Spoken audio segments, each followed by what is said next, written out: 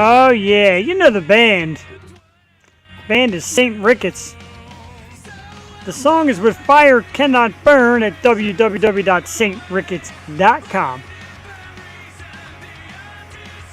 Thanks, fellas. Got to turn you off there. It is the theme song, 6 years and going, to the 100% live Tuesday night episode of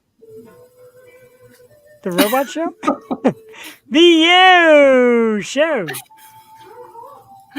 Off to a great start. It sounds like you're in a spaceship. It's like the Zelda song. I tell you, it's about as much as going on up here. There's kids playing Oculus and running all over, dogs going nuts, dogs getting away. But let's can all that. Good evening, ladies and gentlemen. I am Jeff the Shark Perini, your host. I forgot to put my Yo Show shirt in the dryer, so tonight we're going Guns N' Roses. This is the Yo Show with me, as always, the co-hostess with the very mostest, the sister from another mister, 100% most beautiful face in podcast, webcast, broadcast, simulcast, bodycast, cast of characters. I don't know, I'm out of them. She's got a big smile tonight, and she's beautiful. The one and only Jewel Tatey. Jewel, good evening. Good evening. How are we doing tonight? Not as good as Joey, it sounds like. Sounds like got a game rocking and rolling in the background. Yeah. James Cox, when words fail, music speaks. James, good evening. Glad you're here and hope you stick around because we have an awesome guest tonight, Jewel Tatey. Third time on the program. Yes. Twice as a member of the Glam Skanks. Has her own solo project now. One of my absolute favorite, coolest rock stars, the amazing Miss Veronica Witkin. Jewel, I get so pumped for Veronica. Look at that picture. That is like cool. The hairdo, the outfit, the shoes. She's badass. Quintessential rock star. I know. She is the quintessential rock star. That's perfect. And to meet her in person, we'll talk about that later, but to meet her in person, super cool. And just a lovely person, a brilliant music mind, always coming up with great ideas. We're going to play a couple songs later on, too. 1973 and Fingertips. Some of her solo stuff. Terrific. And I was going back. I think Glam Skanks were the first band that I interviewed. So it's just so nostalgic, bringing it all back 6 years later. So it's very cool. I'm so excited. Yeah, very true. We started with a couple individuals, like single people. And then the first band that came on was the Glam Skanks. Yeah. And Jeff played their song like once a week because I just love it all. Oh, God. Yeah. Bad Bitch was like my anthem. It's great. Bad Bitch was a jam. And Karma is a great song. Enough of that. We're going to talk about V, and we'll see if she wants to talk a little Glam Skanks. First things first, Drew, before we do anything, before we do top fives and all that, a very, extremely, extraordinary happy birthday to the one and only. That's a horrible picture. How small that came out. Happy birthday to the wonderful Miss Cassie Perini, ladies and gentlemen. There it is. Oh, yeah. Oh, yeah. Oh, yeah, again. Great birthday by Cassie. Her friend Rihanna had a nice party, kind of a Labor Day / Cassie party, and we were there till 3 o'clock in the morning, and she's just hanging out with her girlfriends and having some drinks and some food, and I stayed sober the whole time. 2 fantasy football drafts, then I went all the way up to celebrate my wife's birthday, and last night I'm like, whatever you want, dinner, you name it. She said Carrabba's. So I picked up Carrabba's, brought home. Choice. We had the triple threat one with the chicken brine and the ravioli and the steak. Fabulous. Oh, dang. Fabulous. Oh, man, so That's good. Amazing. And a happy birthday. That's one of our very long time pictures from our first ever beer fest together. Oh, my God. I love it. Happy birthday, Cassie. I'm so excited to celebrate with you this weekend. And a marriage proposal right here on the show by Josh Bisham. I've always wanted to ask you to marry me. Well, me too, but I'm married, so that's weird. But who doesn't? Well, she doesn't know. She shines very easily. Who doesn't want a little? Yeah, I don't get many of those. But thanks, I guess. Thank you. Right here on the show. Might have been the first ever. I mean, people have messaged me afterwards. Like, what's Jules' deal? I'm like, bro, leave me alone. It's like my sister. From another. It's always. So much for my happy ending. Happy birthday, Cassie. Happy birthday. Woo! Very excited. Let's thank last week's guest and Jewel. How about a 300% spike in their Spotify in one day since coming on the show? Last week's guest, how about the Circus Hearts? Yeah! Yeah! What a party. Big like a massive leap in Spotify views, like 300%. They send it to me, like, dude, That's so ever cool. since your show, oh, it was so cool. And they were great, a super cool band. Bringing back, and Jewel looks like 2 weeks in a row, bands bring back that vintage rock sound. Circus Arts tonight with V. Very cool. Oh yes, I love it. It worked for a reason. So I love just the vintage style along with like the modern flair that she does so well and they do so well. So yeah, congrats to them. I was having the worst day, and then you texted me that they had that bump and they were thanking Yeah. us. So man, we thank them. We want to go see them live again and hang out at Chris' bar. Right, yeah, absolutely, man. We're down. I'm hanging out at Chris's bar. And I just love it because when you're authentic and you're real and people appreciate it and know it. And last Saturday, got a chance, Jewel, to get up to the gym and see Milo Sky, a terrific performance. One of our best ever. New bass player who's been around the scene. My buddy John Simons was there, of course. You know, the Grimjacks. He runs the Grimjacks. He's the manager there. He's a rocker in his own right. He's there, and he told me about the bass player and how he's been around. He's a great young kid, and Milo Sky really killed it. One of their best performances yet. Sang a lot because they've had some good ones. And Jewel, at the end, I went up to the stage. I FaceTimed Cassie, and Ryan wished her a happy birthday and waved hello. I know, because she adores Ryan. And then I brought her home a Glam Sky. Wow. I brought her home a Milo Sky. Yeah, wow. I brought her home a Milo Sky t-shirt, and Yes. she wore it like 2 days in a row. She's like, I'm not taking off. She's showing everybody the picture. This is my Ryan. I'm like, all right, easy. Oh my God, that's amazing. I'm so Really upset good. I couldn't make it, but always last minute snags. But man, they are so worth it. Go out, buy a ticket. They're always playing around town if you're local, and man, it's just they're the band to see. They're a show. They are really a professional sound, a crisp scene, and Ryan was a little more loose this week. He had himself a blast. He was working the Good. room, Good for walking him. around, and He's a just rock having star. a blast. He's a rock star. And the one bartender came out from here because we sat upstairs. She comes out from behind the bar. And she's like, "Oh my God, it's Kurt Cobain. That kid is incredible." I swear to God, he keeps getting it. My sister saw him for the first time. She's like, "That is a young Kurt Cobain." I'm like, Yeah. dude, this So band. she asked like another bartender, she said, "Can you watch the bar for a minute?" And yeah, and she turned to me, she's like, "He's so cute too. He's Kurt Cobain." I said, "That kid is a rock star." They're all rock stars. A great band and a classy band. Good guys. Always love checking out Milo Sky. And Jewel, you talk about life happening and things going on. You don't have a choice, and none of you out there have a choice. But this Saturday, wrong picture. Whoops. I can go to that too. That's coming up. This Saturday, it is Ladies Who Rock for a Cause. 9/9/23. Constadters in Northeast Philly. A full day of food, vendors, music, and a great lineup. Black Rose Rebellion, Della Chase, Roses, the one and only Tiffany, Sharon Lee, of course, her own band will be playing, Helen and Terry. It is all for supporting women. Sharon does it every year. This is the 6th Ladies Who Rock for a Cause. Constadters. Get your tickets now, folks. Find it on Facebook, Ladies Who Rock for a Cause. It's just that easy. And get out there for one hell of a show, Jewel TV. And kids are free. I just found that out because I was looking to see if like Duck could go, and yeah, kids are free. So you better make it out. It's gonna be a great day. It is supposed to rain, but it's rain or shine. So get out, rock that pink carpet. I want to rock the pink carpet. I want Jewel to. I'd like to see little Joey rock that pink carpet, but and trying to get Cassie to rock the pink carpet. And why not, man? Let's do it. And I definitely lost my Ladies Who Rock for Cause black tank top. I know where I had it, and I swear to God, I had like a picture in it the last time I wore it. So we just got to get new merch. They'll have it there. They'll have merch. I think tickets are, I believe, $40, but well worth it. Like I said, a full day of events. Great music. It rocks all day. It's for a tremendous cause.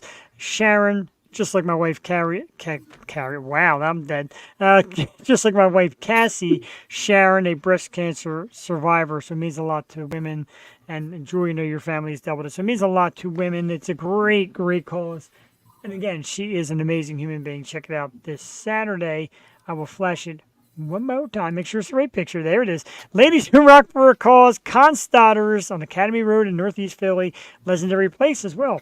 And again, Black Rose Rebellion, Della Chase, Roses, who is sang with Chainsmokers, very cool. Tiffany, Sharon Lee Band, Helen and Terry, plus the Yo Show. Maybe. We'll be roaming around. Oh, yeah. We'll be around. So come find us. Say hi.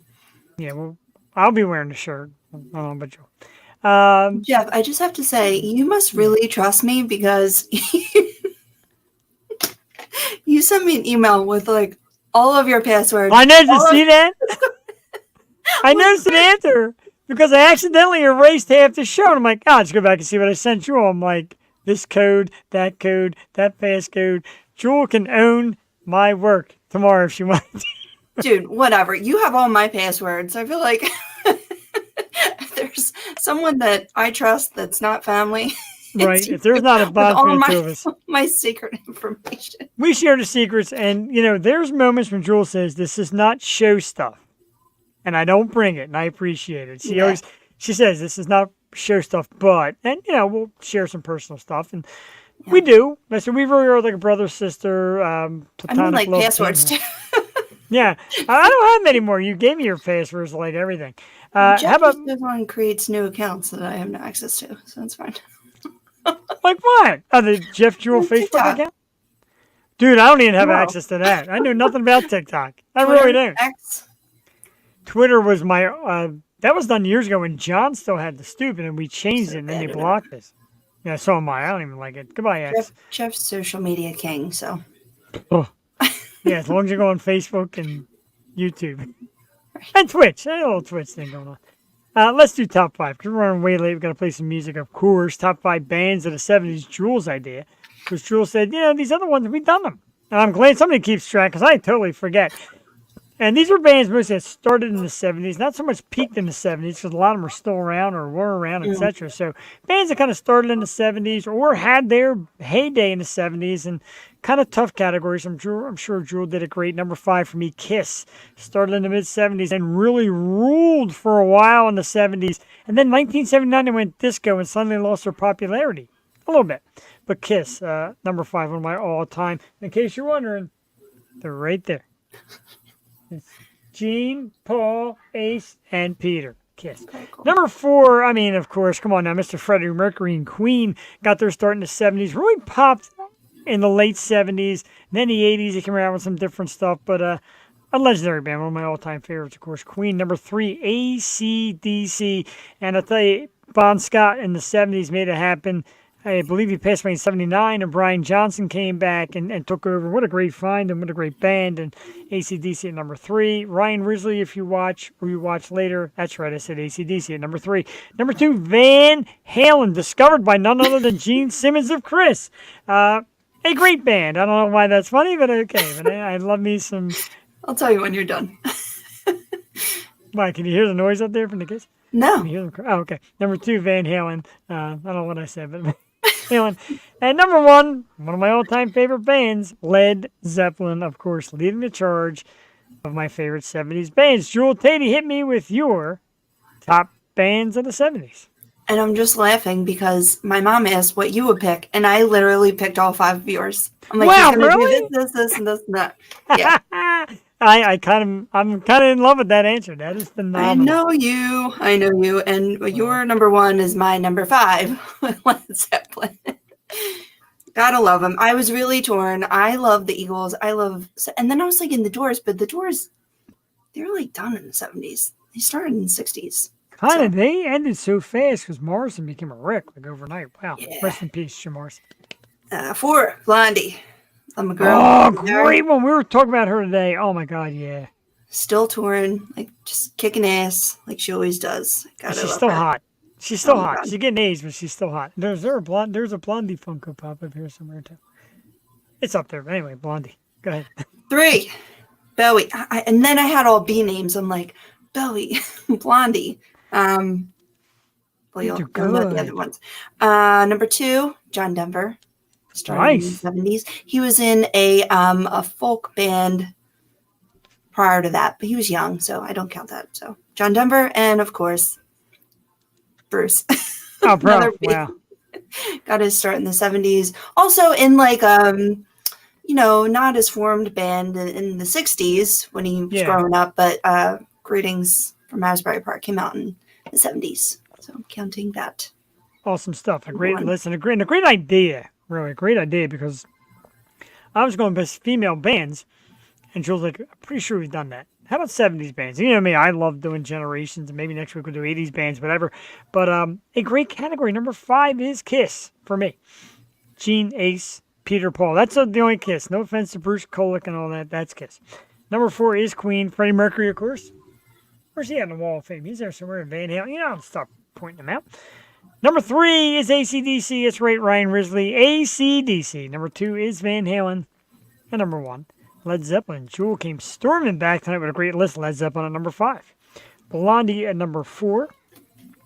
Bowie at number 3. We're going to get back to that in a second for a reason. Number 2, John Denver. Number 1, Bruce Springsteen. What a shock. Jewel, real quick, because we got to play some music.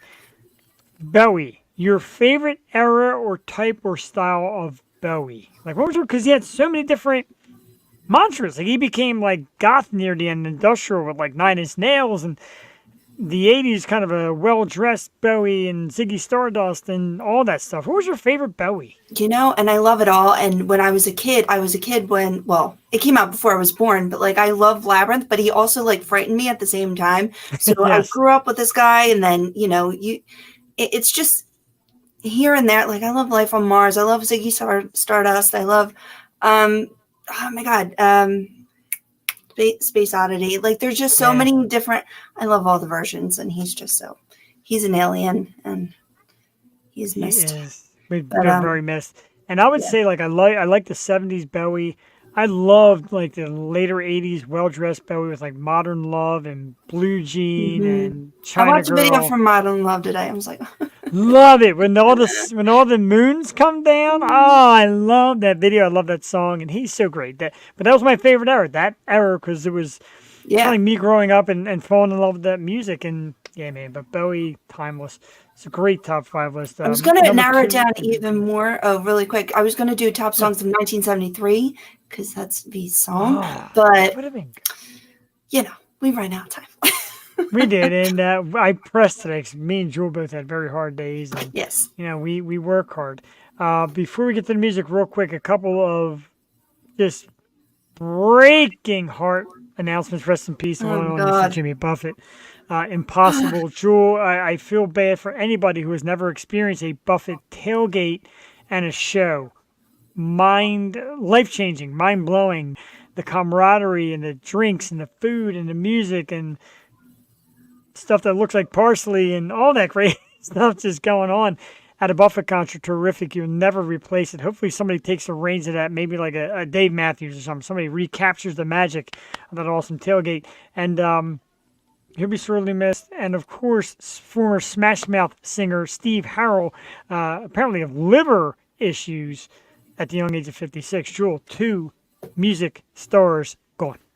I know, and I love them both. And Brandy Carlisle had such a beautiful tribute to Jimmy Buffett because they were like really good friends. And we just all put on our Hawaiian shirts and straw hats and jammed out in his honor and drank some margaritas. But you know, I never got to say it. And I think last time we were talking about Buffett on here, I'm like, I gotta go. We have a boat now, and I have to go and see.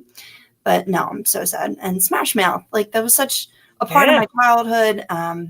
And even my nieces and nephews, like growing up like Shrek and stuff, like it was part of theirs, and like just 90s through the early 2000s. And really I thought that was a band. Partiers too. It's like skin cancer, liver disease, like they lived, but yeah, gotta be careful.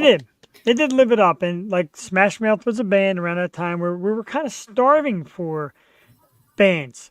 I'm like, these guys are going to make it. Them and Mark McGrath, Sugar Ray. Like I'm like, all right, here comes the new wave of what's going to be around for a long time. And wow. It was like a punk rock ska kind of style that was just with the vintage look. But it was tough freaking week in music. Definitely a tough week in music, and you know, we there's some good stuff in the week, like I said, Milo Sky, and like tonight we get V, who's just classic. But let's play some music real quick, Jules, what we come here to do on top of everything else. And way back when we first got this idea, we said, let's play some music. And one of the first artists whose music we played was, of course, the Glam Skanks.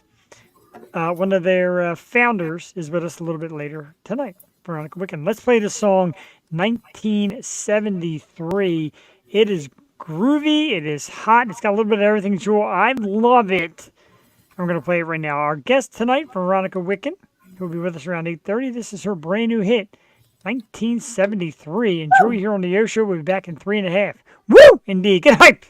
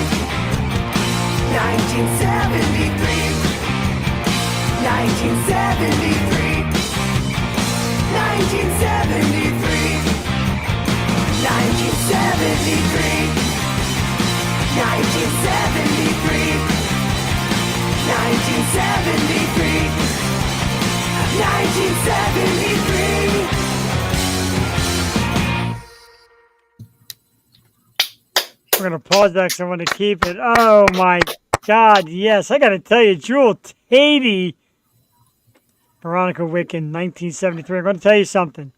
And it's been happening a lot lately, but I'm not going to lie about it. I got very emotional looking at the celebrities back then and the times and the old radios. Lee and Farrah Fawcett Majors, Sonny and Cher, Mick Jagger, Bowie, Paul McCartney, on and on. Like a lot of names that we mentioned, I was really getting teary-eyed because I love V. I love her music, and that song is so freaking strong. What do you think, Jewel Tate? 1973. It's such a great tribute, and the sound, and she was born in the wrong era, as I was. I don't know, but I'm so glad for this music today because I think we all need it. That song is absolutely perfect, and no offense to anybody. it's great work. Like I said, I know she's been with a few bands, but it's just great work, and I'm proud of her solo act. I'm proud of everything she does. I don't know if proud's the right word because she's got like a father who was big in the music business, and she's been big in the music business for a while, making her way around, but just ecstatic. And I'm so happy to have her here. And the idea came as we approached the 6-year anniversary. I'm like going down the list. I'm like, oh, I miss the Glam Skanks. I said, I know V is still out killing it, so let me try and get V. And man, when she answered and she was all about it, wow. Steve Higgins, you know it, man. Great song, and the old picture very cool. You're probably a little younger than me, so it's probably still a little, before your time. But man, just a great era. The 70s were a little more loose, a little more free, and great times. And, it's just amazing music and amazing work. By the way, while I have Steve Higgins here, another incredible video by your daughter, Sarah. An awesome drum Slipknot she played today on that video. And man, incredible. Kinsey King is in the house. Kinsey, you're in the right house tonight. Hang out for V. She is super cool. Absolutely love her, and we love you. And Jewel, I love you, and I love everything and everybody. And V's give me that kind of groovy 70s, 60s love thing. I swear. It's like, dude, rock is not dead. I'm just so happy with the music that has been pumping out from our friends and our community and the local scene and just people that we followed along the way. Like, it's just, I said before, but like, it's just so cool to see them grow and for her to like really come into her own with her own album is just so freaking cool to see. I agree. And the funny thing I'm thinking of is I see Steve Higgins and I think about his amazing daughter, Sarah, and her drumming. There was a period where the Glam Skanks started that they had a male dressed up like a woman because they couldn't find a female drummer. Oh, wow. Before the days of Cass.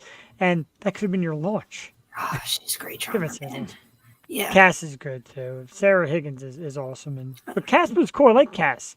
And she was a little different because she wasn't like the glammed up girl.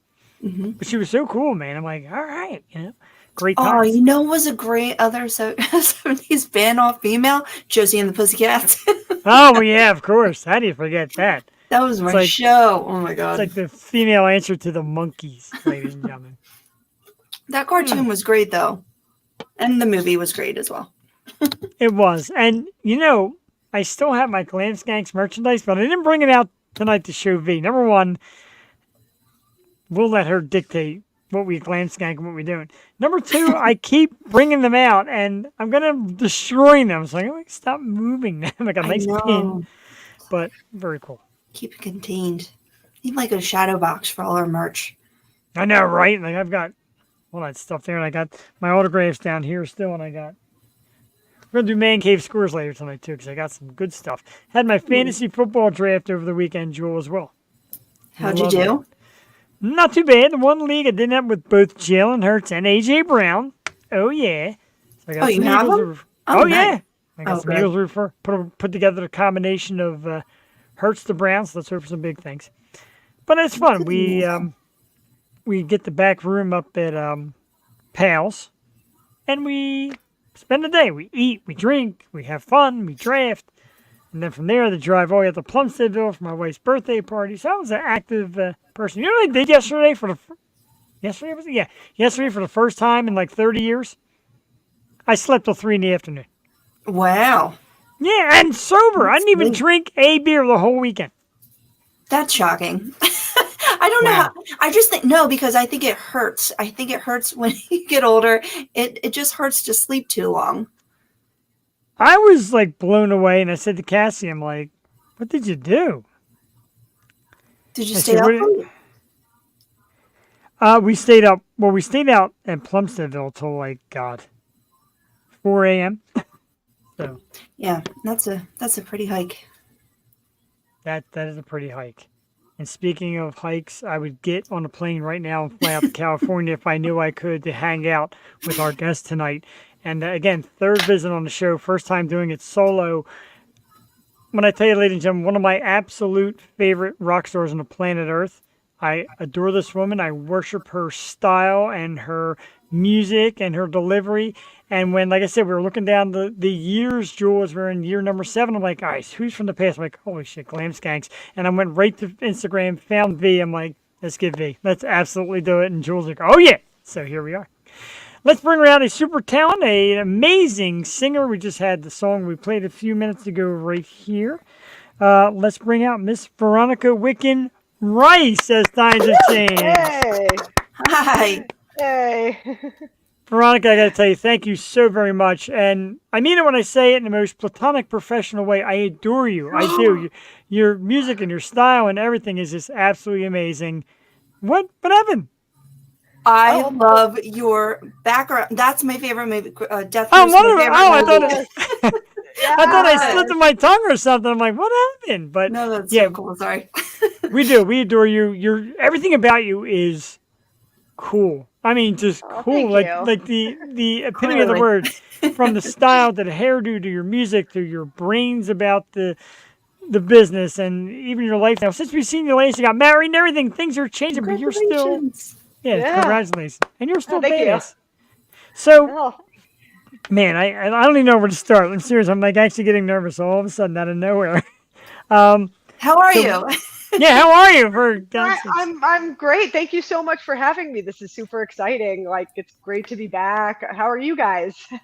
We're doing great. They said we just celebrated 6 years, and we remember, and Jewel remembered that we've had people on. But you guys were the first band that actually came on the show as a whole band.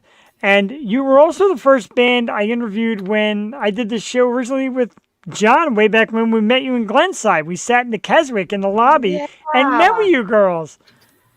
Yeah, that's wild that was that long ago already. It's crazy. Right, it felt like yesterday. And some of your past musical cohorts wanted to tar and feather me in the back. You know, all that good fun. Glitter bomb.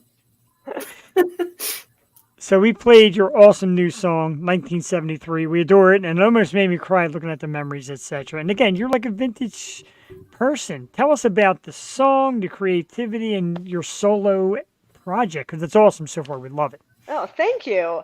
Yeah, that song was kind of one that just it came really easily. It was sort of inspired by, like, I've been trying to use TikTok more because I just was like never that big on social media, and like now I'm trying the TikTok thing, and so I'm trying to, find like my niche and my audience on there, and I've noticed that there's just like a ton of kids who just worship these rock stars from the 70s, and they still love them. And I'll see these 20-year-old kids who post pictures of Paul McCartney with little hard eyes or David Bowie, and I'm like, man, that warms my heart that like kids even younger than me are finding this music and the aesthetic of the 70s and gravitating towards it. So I was kind of like, oh, I feel this way about, like, I wish I could go back in time. And I'm like, I feel like now more than when I was a kid, there are kids who feel that way. So I was like, I feel like all these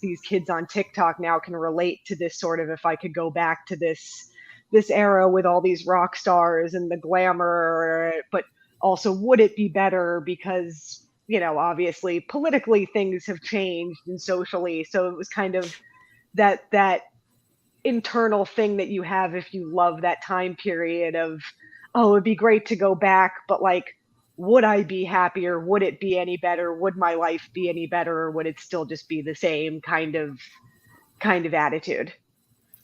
Okay, I have a fun thing. So if you could go back to 1973, what like music venue, where would you go maybe, and who would you see? Oh, in 73. Just one band, one artist. Oh, specifically the year 73. Oh, that's tough. Yeah, that narrows it down. Yeah. Yeah. Because 70-ish. Yeah. I mean, the last Ziggy Stardust concert at the Hammersmith Odeon would probably be my 70s gig. If I could have been at any show, that would have probably been it. That is a damn good answer. And yeah, I always say that on the show just because I'm amazed how music has gotten, like the access of music specifically, like us, recording on cassette tapes till now, and now every album is right at these kids' fingertips. But what do you think? What do you think you would maybe like experience in the 70s music wise, like, do you think that came out wrong?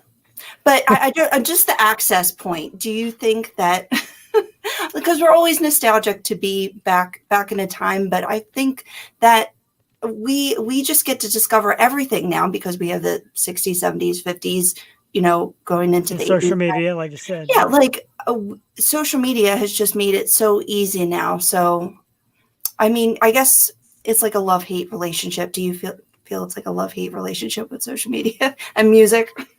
For sure. It's this weird double-edged sword because social media can obviously like there's the negatives of making people just like not feel good about themselves, the comparisons you make to yourself and other people, all of that kind of, people anonymously commenting and being negative on social media. Yeah. But the other side of it is, yeah, like I have found a really cool community of new young musicians on TikTok. Like there is this, it's weird because I feel like right now, like in the real world, finding like a music community has been hard. I don't know about in other cities, but in LA, it's been really hard to like, since post COVID, to find like your niche anymore in that group. Like when I was in Glam Skanks, there was the other LA glam bands, and we kind of all would Yeah. play around with each other, like Hammered Satin and all these great other bands in LA or up in NorCal that had a similar kind of vibe to us. And post COVID, it's a lot of those bands either moved or don't, they play out of town more because it's just not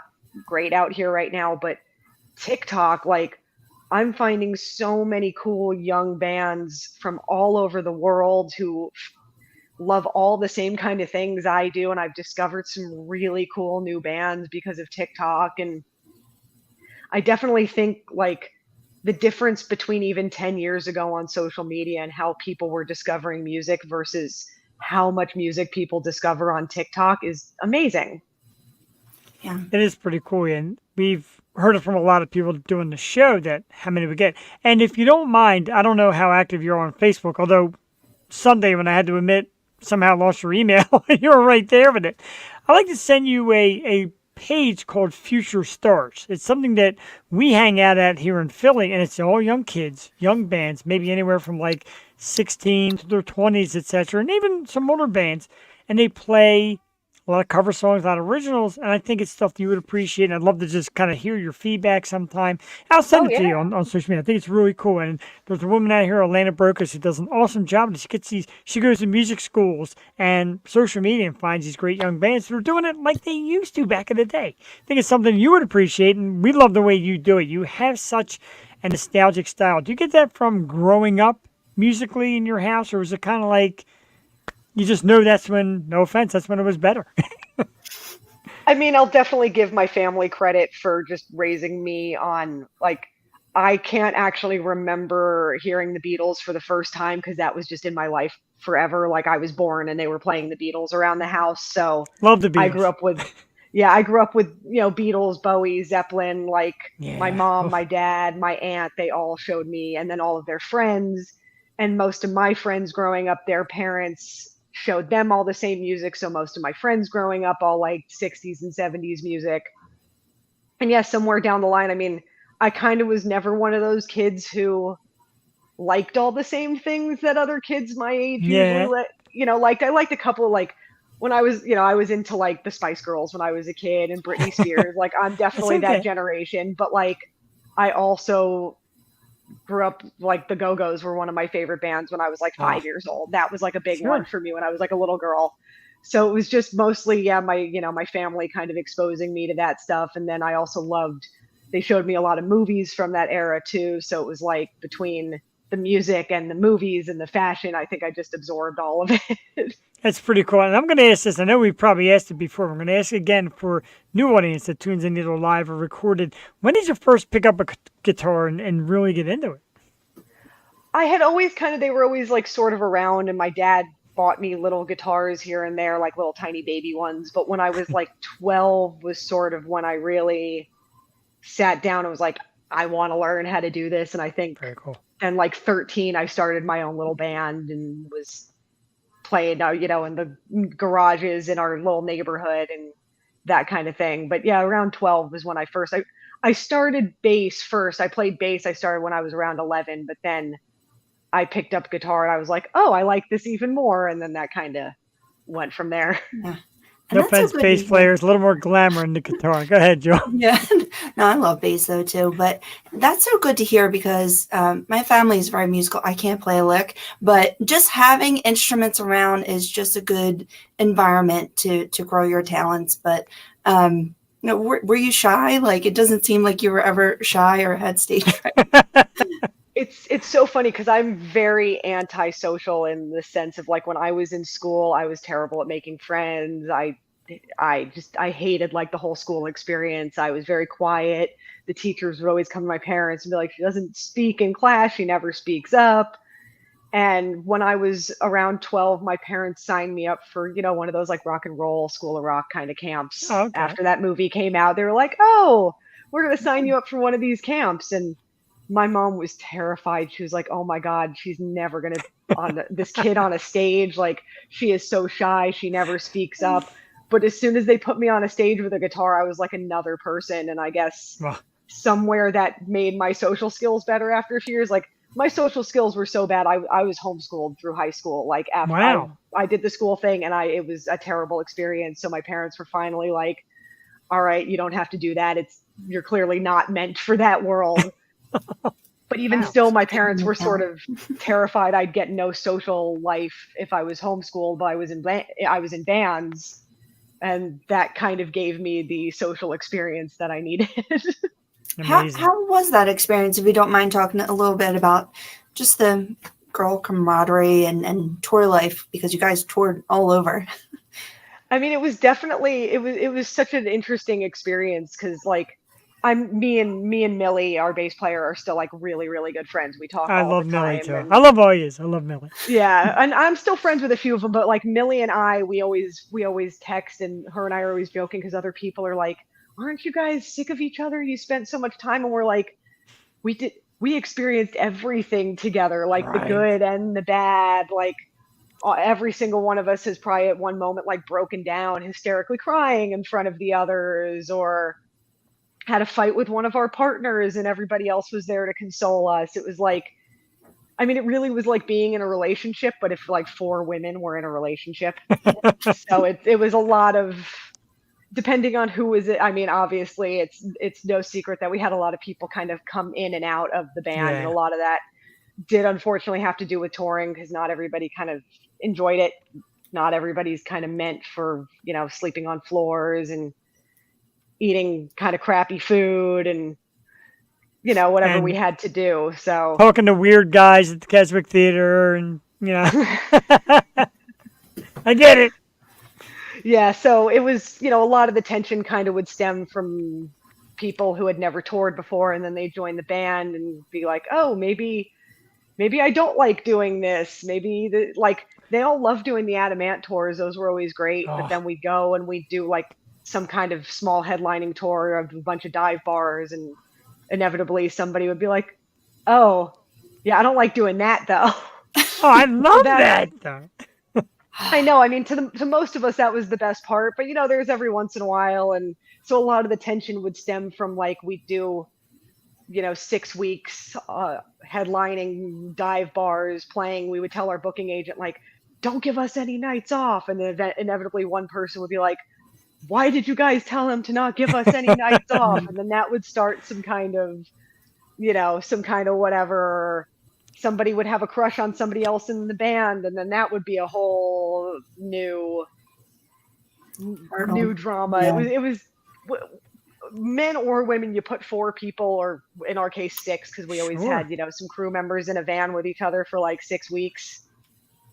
There's going to be the best times and the worst times like all simultaneously happening. Yeah. Agreed. And I'm going to say this. I was going to save it to the end, but I'm liable to cry because everything that's been going on with this music and all. But again, meeting you, the first band that I actually got to chat with in person and meet you, and then go back into the show a little bit later and watch you rock on stage, I'm like, I was just speaking to those rock stars right there, and they're now on stage absolutely killing it. That like made my heart just like explode, like an outer body experience. Amazing.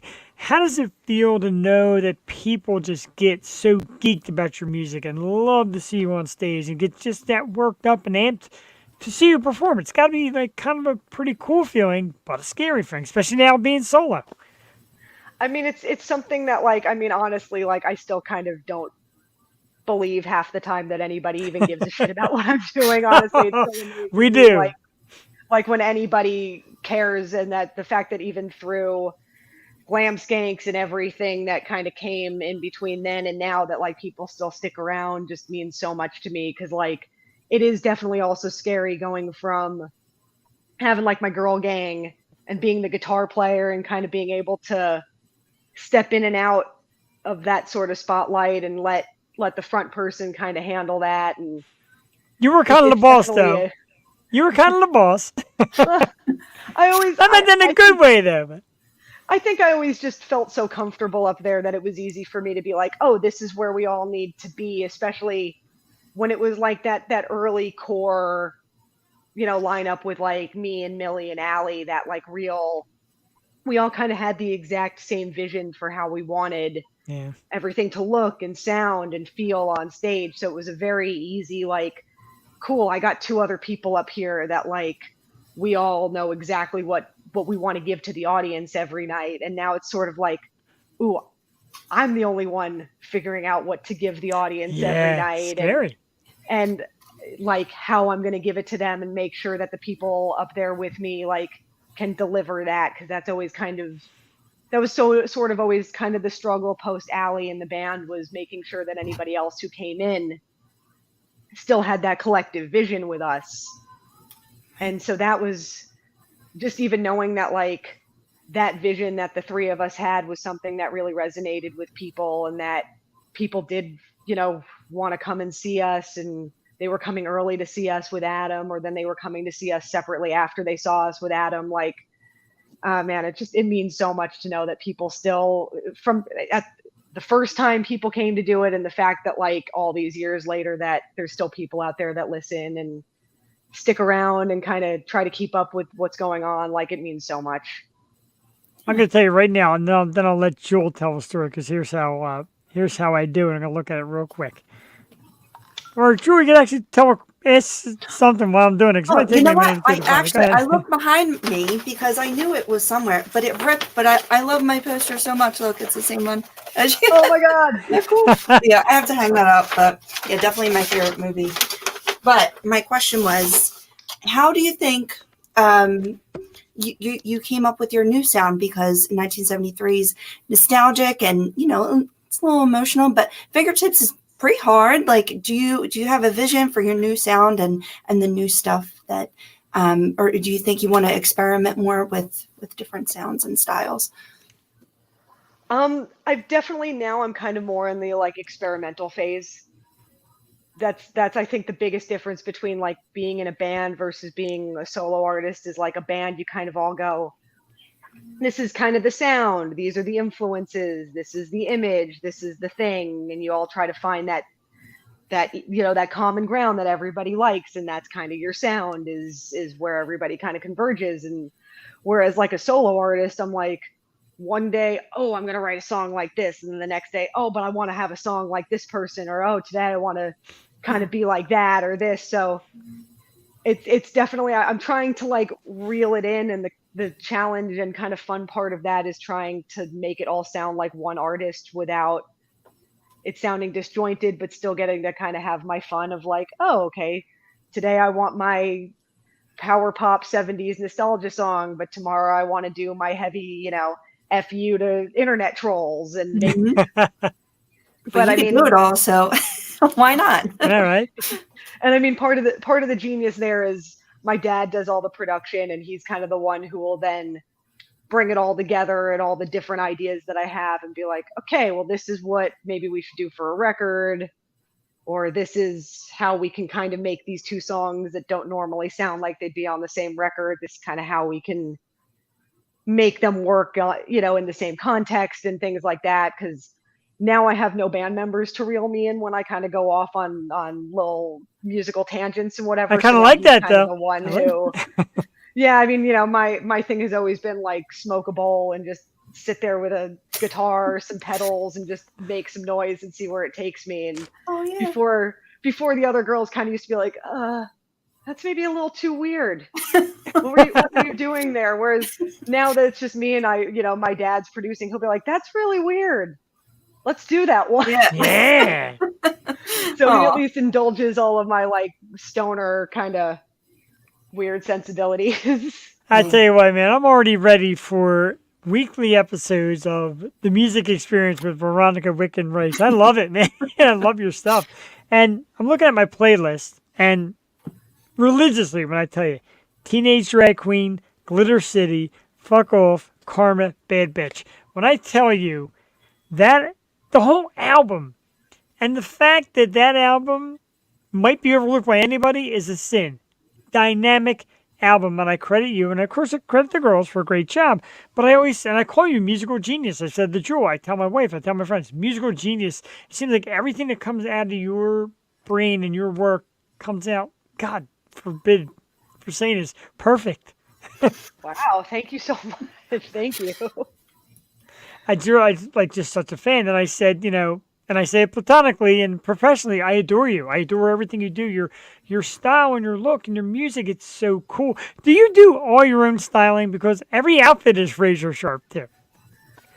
For the most part, I'll ask my mom or my aunt every once in a while for advice, but I collect clothes and I sit here and think about what outfits I'm going to put together, and I'm always thinking ahead of like, oh, for this video or these pictures or this show I'm going to tonight, oh, I haven't worn this yet, but usually I just kind of look at pictures of like rock stars that I love or actors or characters in movies or whatever and go like, that's what I want to look like today.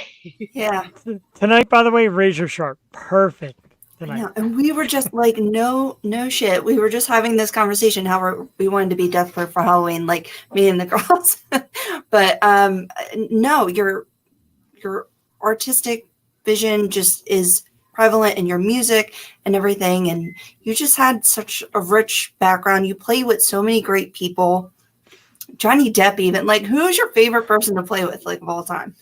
Like outside the bands. I mean, my big moment I could like have amnesia and forget everything that's ever happened in my life, but I'll never forget the moment I got to play on stage with Steven Tyler and Joe Perry. Wow, That is was like still to this day, still like the ultimate greatest moment of my life. man. Like we were at a party. I was in the house band and they showed up and they were like, want to jam, and just got up with everybody. And it was kind of one of those things at first that they were like, oh no, let's not do Aerosmith songs. So we're jamming on Beatles, and we jammed on Whole Lot of Love by Led Zeppelin. And I was Oh my like, God. Steven sang that song so well that Robert Plant would have cried. Wow. Hearing Steven just murder Whole Lot of Love, and all of us were like totally content, and then all of a sudden he turns to our friend Rob Clennell, who is playing drums, who also played drums on my single Fingertips, and he just looked at me and said, walk this way, and we all just started hearing Rob play that drum beat. Wow. Holy and shit. It was Jesus. just still to this day like the greatest moment of my life. If anybody has right, if anybody has footage on their camera, if it was the time of cameras, whatever, send it to the Yo Show. Oh, I've got Gmail. pictures and videos I can send you. Send it. I will contact you with email addresses. Oh my God, that's incredible. That's a moment right there. And it shows, because we talk about the ease of the TikTok and social media. And for some unknown reason, like people tell me I miss my calling, I should be like some kind of music critic or music vision or something. You feel who's real. You feel people's blood, sweat, and tears. And I always feel it with you, like you're so locked in when it comes to music. And some people are like, oh, I'm just going to put out a song. And I told Jewel, like, I get nervous because you're such a brilliant mind. And like your music is so important to you in the way you create. Do you see that a lot? You said like Los Angeles was losing his edge. You see a lot of artists who are just like, meh, I'll just put this out and people will gobble it up. Yeah, I mean it's interesting here because there's so many musicians and everybody kind of has different ways of now putting out music, and it's kind of like nobody really knows the best way to put music out anymore, or like the best way to promote it, or like now kind of the mentality is like everybody says on these videos on TikTok of like, oh well, whatever you put out has like you have to have the confidence that's the greatest thing you've ever done. So I guess there are going to be people out there who just think, well, this is so great, like okay, whatever, but you got to really like what I've noticed from the last year of trying to push music on social media versus like going out and playing gigs consistently. You still got to go out and play gigs consistently to get people to Yeah. hear your music. Yep. Submitting to playlists is cool, and like putting your song in a TikTok video 3 times a day and the whole thing, but like you still got to get out there and play music for people, and if they don't like it when they hear it, that's you got that time when they're watching you on a stage Yeah. to impress them, not just with your songwriting, which is obviously like really important, but you got to give people the package. Yeah. And social media, if you're good at it, you can kind of give people the package, but like not everybody's good at that. So it's like you have to really, I mean, it is sort of a branding marketing thing, as unfortunate as that is, but like you got to show people that like you got the good songs, but you also have a cool look and a cool band and a cool, With the the whole hairstyle silhouette thing. like you, which is awesome. I love it. Yeah, and people can kind of fake that on social media. So if you can't do that in real life where people can like see it and it's tangible, it's only going to go so far. Perfect. Yeah, and you have to have the chops. That's a lot of it's just copycatting and people thinking that. I mean, they have it in some capacity, but we hear this over and over from artists that you have to play gigs and you have to be good live, and people have to respond to that. But yeah, I've also heard of this mass exodus from LA, and it's just so weird, a town where it was just booming musically. But now I just see some of my favorite people, and they're going to just random places like all over the country, like stopping in like the outskirts and playing places they would have never played, like skipping almost the big cities just to get some stage time. Like it's weird how it is today. No, it definitely, I mean, here I think unfortunately what happened is like we lost a lot of really great venues that supported bands. Yeah. Even a little bit before the pandemic, but then really like that just made it so much worse. Most venues that are around now in LA are either pay to play, which is just horrible, or like radius clauses, which is like you can't play anywhere else for 2 months within 60 miles of our venue. And it's like that's becoming big here too. Ugh. Yeah, you can't be a working musician under those kind of terms. So a lot of bands don't want to. I don't blame them. If you can get out to a city that you can make a little bit more of a living, especially because the cost of living out here is also like hideously expensive. I don't know any musicians who are able to make a living playing music out here unless they're in just a million bands, and they'll mostly be in like a million cover bands because that makes more money than original bands. It hasn't been great for a long time, but the last like 5 years with a lot of venues shutting down that were really supportive of smaller bands and the local scenes, and venues that had bookers and promoters who gave a shit about like putting a night together. We used to do nights with glam bands in LA and punk, glam punk stuff, and they would put together nights that you'd want to stay to see all the bands, and then it turned into this, oh, okay, well, if you give us $250, we'll put you on Fifth tonight. Oh Jesus. Kind of thing. And it's just, I can understand why musicians, if they can find a different place to go to. Yeah, because the venues aren't making any money either because no one's coming. So it's just it's a it's really a bummer. But hopefully, at least with social media, because there's now all these bands finding each other. Like I'm seeing bands that kind of try to share gigs with each other. Oh, if you're in this city and I'm in LA, I'll get you a gig out here if you can get me a gig out that way. And so I think that's kind of going to be the way people are going to kind of do it more, instead of, I feel like, having local bands that they work with, just finding bands within their niche, even if they're not in the same city, and kind of trying to work with each other that way. Yeah, we got a home for you in Philly. We got people that are just begging to get great shows out. A couple cover bands. You like that one picture on Instagram, that band Milo Sky. What do you think, Joel? Milo Sky opening for Veronica Oh Witkin? my Like, does that God. blow you away or what? We got a Insane. lot of great out here. But again, it's becoming a community. Me and Joel have worked hard at it. We've met great people along the way to make it a community. And I agree, you got to pay homage to all bands, whether they're newer or older or whatever it is. There you go, Kinsey King, another great artist. Work with me. He's got a band, great singer. Veronica, it's out here. We're not trying to tell you and your husband where to go, but it's out here. At least come visit.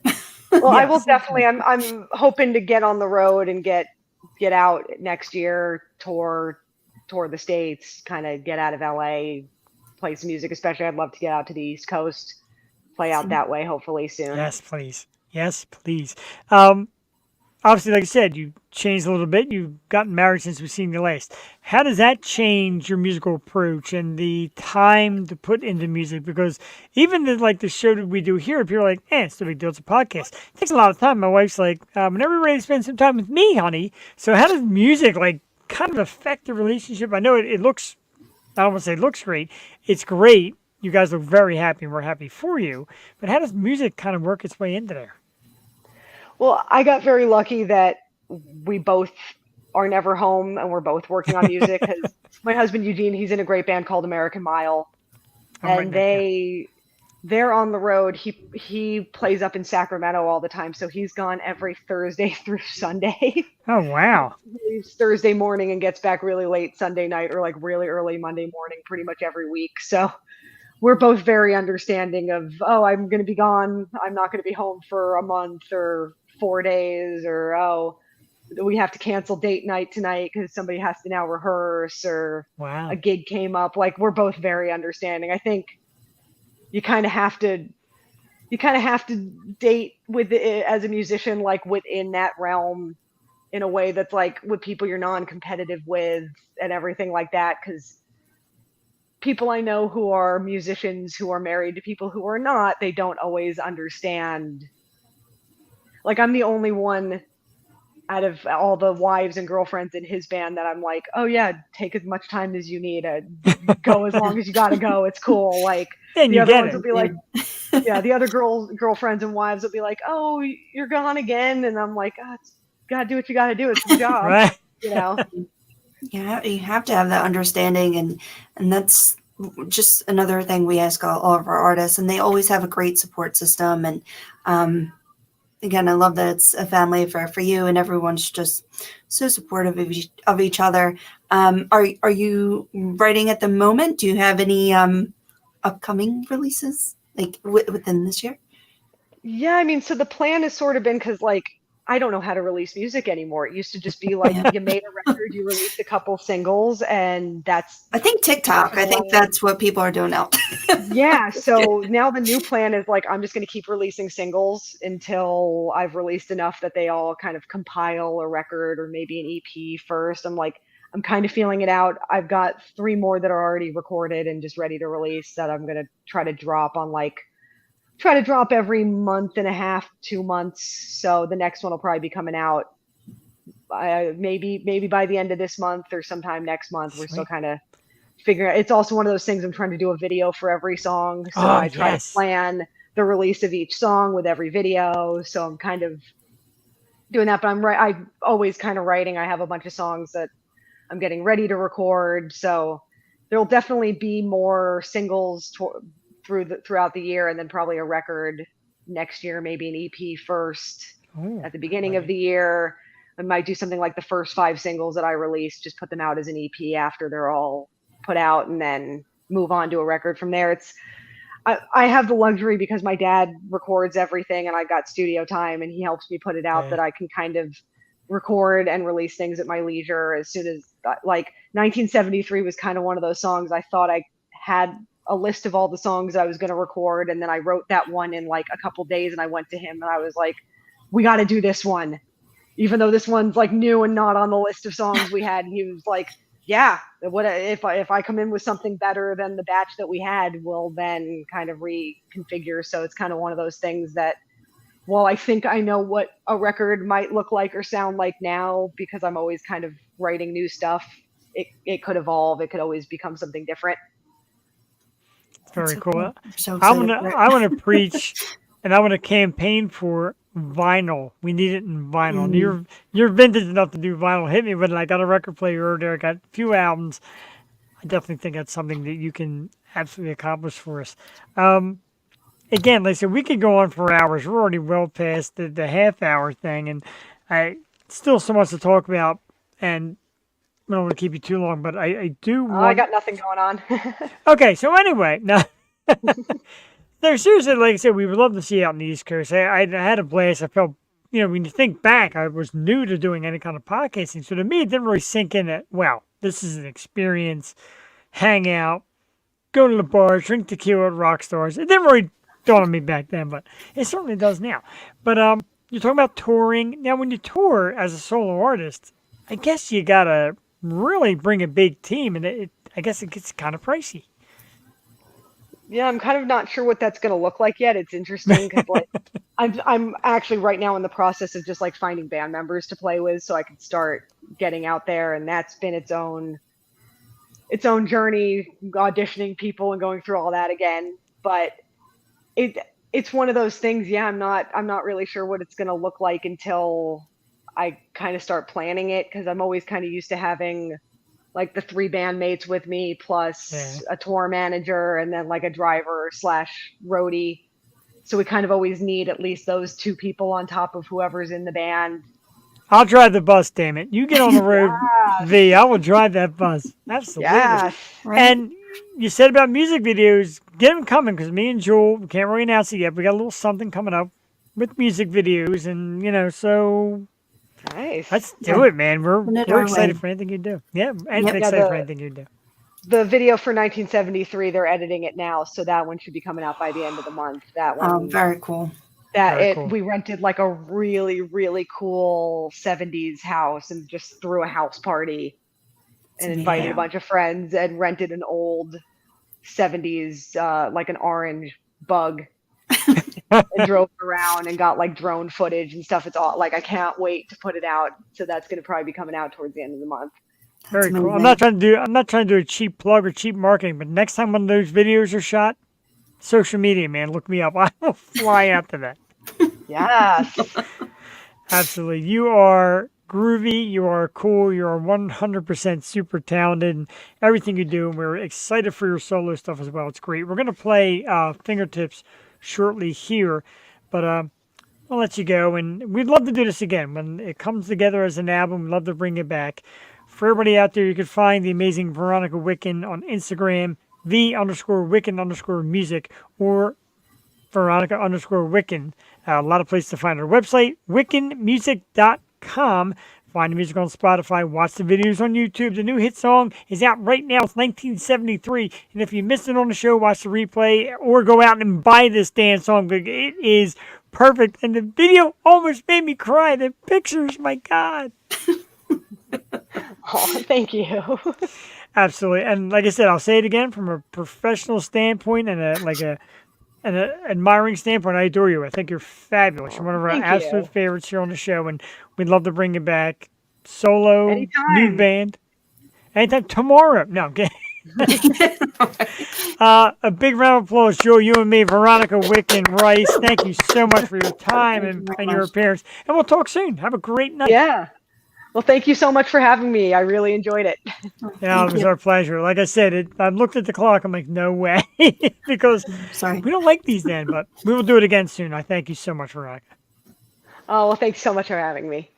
Thank you. Have a great night. Have a great night. Jewel, when I tell you how much I love Veronica, it is just, there's nothing about her that doesn't make me smile or get excited in everything she does. So, like, you follow her on social media, I'm like, how cool, how great, how awesome. Like, just always. Oh, my God. yeah, just coming full circle. And I'm just so happy for her. She's doing what she loves and just getting out there and grinding. I know it's so hard today, just everything that's happened, but man, it just, if you have it, then you deserve to be playing and making great music. Like this dude. This You're dude makes awesome. music. You're awesome. And I tell you what, and I wish you would have dropped that comment a minute or two ago. I know you're out touring with Taylor Acorn, or the tour's coming up, and that is amazing, dude. And we're super thrilled for you. But man, if you got any time in your schedule for a little side venture, Veronica Witkin, sensational artist, and you're sensational. There's listening to some of your old stuff from your old band today on the way home and getting into it. And I love the new stuff, and I love what you do. People say don't curse on podcasts on purpose, but you're a motherfucking rock star, dude, and we love you. We're excited for you. Hell yeah, you are. Hell yeah, you are. Next time you come to town, we all get together. Jules got to get there this time. We're gonna. Yeah, right. I want to be in Nashville right now. San Juan. Oh, Nashville. I do love me some Nashville. Even though I'll admit it, I cried my eyes out when George said he was moving. Like, don't move. And now look at him. It's really not that far. I mean, it's a far drive, but it's hopping to skip. I almost ruined his career, Joel. No. Don't do that. We want to see you guys grow and expand, and just tour the East Coast, like V said. Yeah, right. Just come back and see us. And sometime. don't skip us for Pittsburgh. So, Jewel, we can do this. We can go to Central PA. George now lives in Central PA. And he showed me, his place is so badass. It's like classic wooden floors. He's got his drum set in there, and it's just so cool looking. Come hang out at my place before the tour. Give us a date. All right. We'll come. No men allowed, Jewel. Come alone. Mom allowed. Sorry, George. Wow. I love you, George. Now, you know what? Everybody stay home but me and George. I lived in Central PA for 5 years. Wow. 5 long years. That's right. You're a Penn Stater.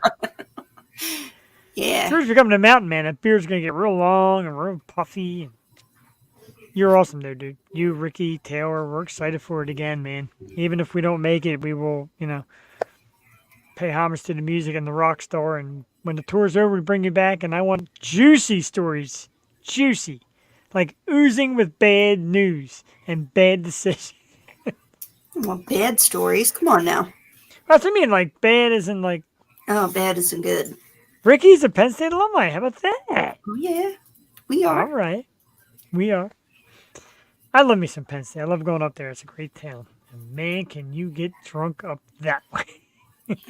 Talk about 2 party schools, but they played West Virginia, and it's so funny because my family lived in West Virginia for such a long time. My brother is still there, and I've never been there. Like, I don't get anywhere. Gotta go up there and find Ted Vigil.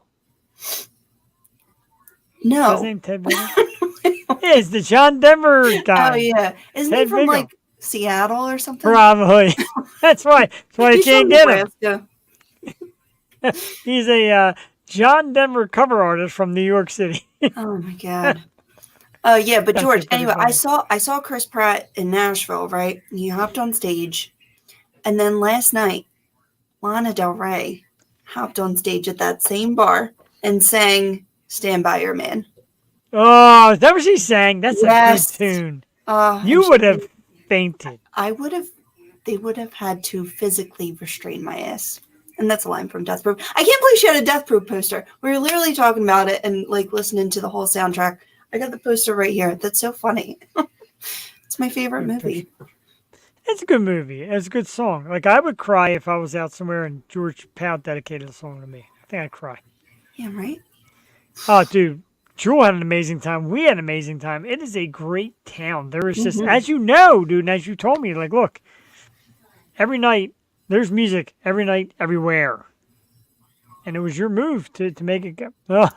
Especially passing out with a PBR in your hand. That, Oh, you remember that part, did you? Yeah. Okay. That was on like day 4, Nashville. Not anyone. I tell you what. 40s.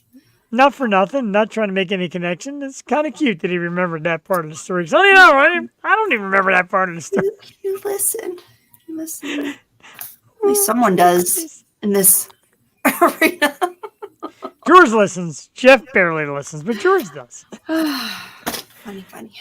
Jeff barely listens to Jeff. I forget half the stuff I say on this show.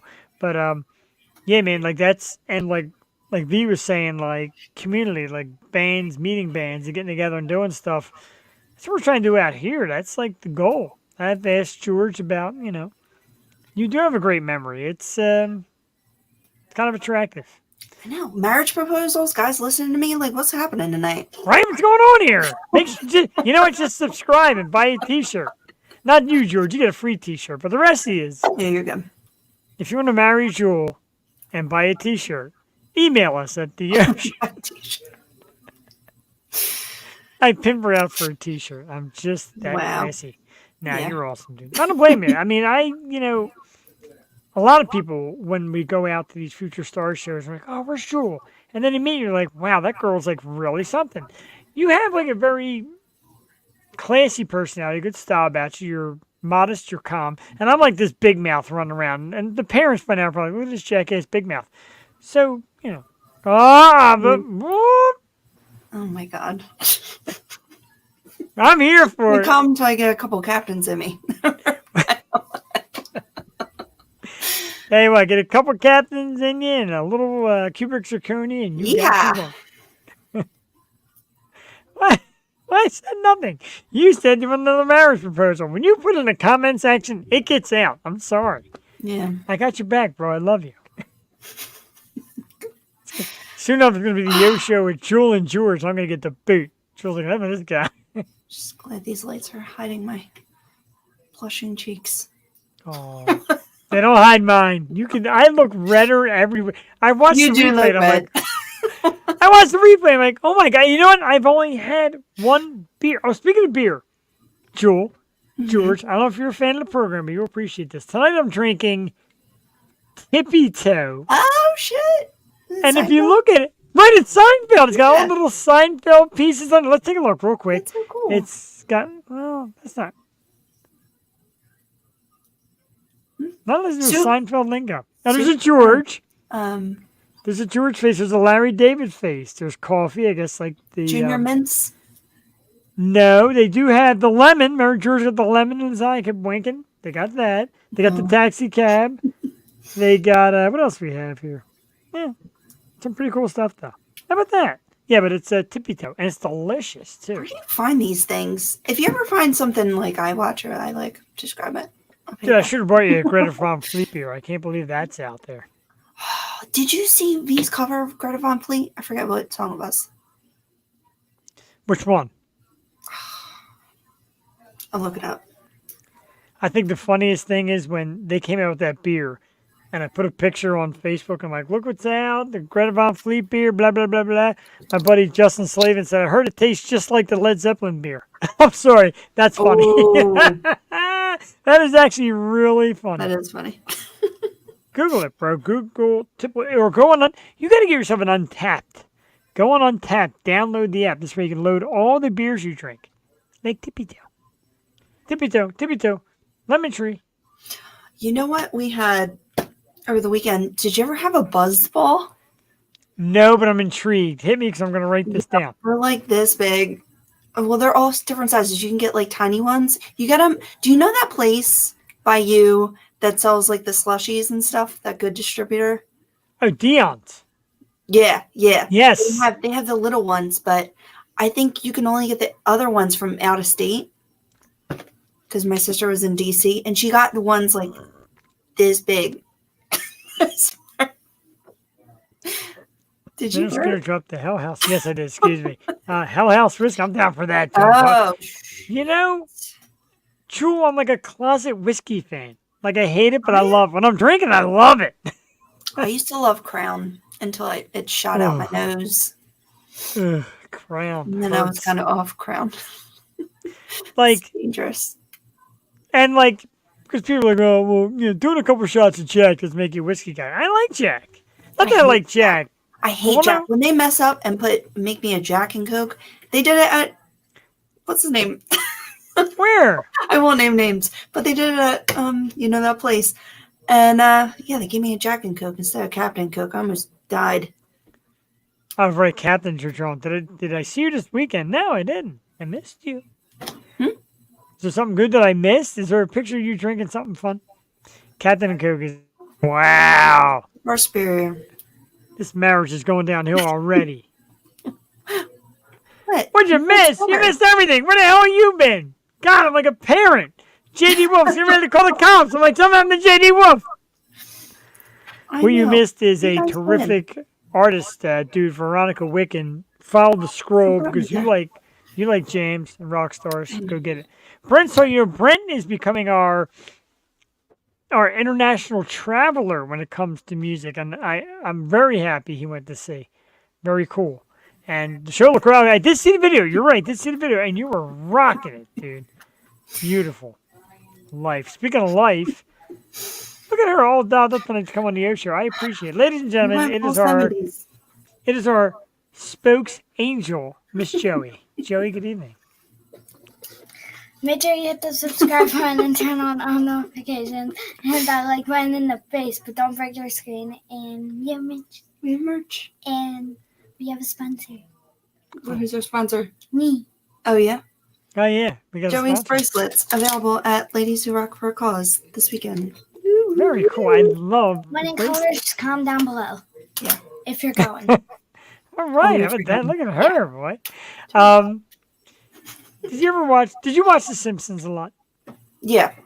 Okay, did you ever see the episode where Bart became the I didn't do it kid and he had to come on and be like, I didn't do it, and he got real tired of it? Yeah. That's Joey. Like, we say hi to her and she just takes her mic, like, make sure you hit the like, the subscribe button, and punch that button in the face, but don't break your screen. Anyway, on to me. Well, she was very excited for 70s night, so I allowed her to get glammed, G-L-A-M'd up.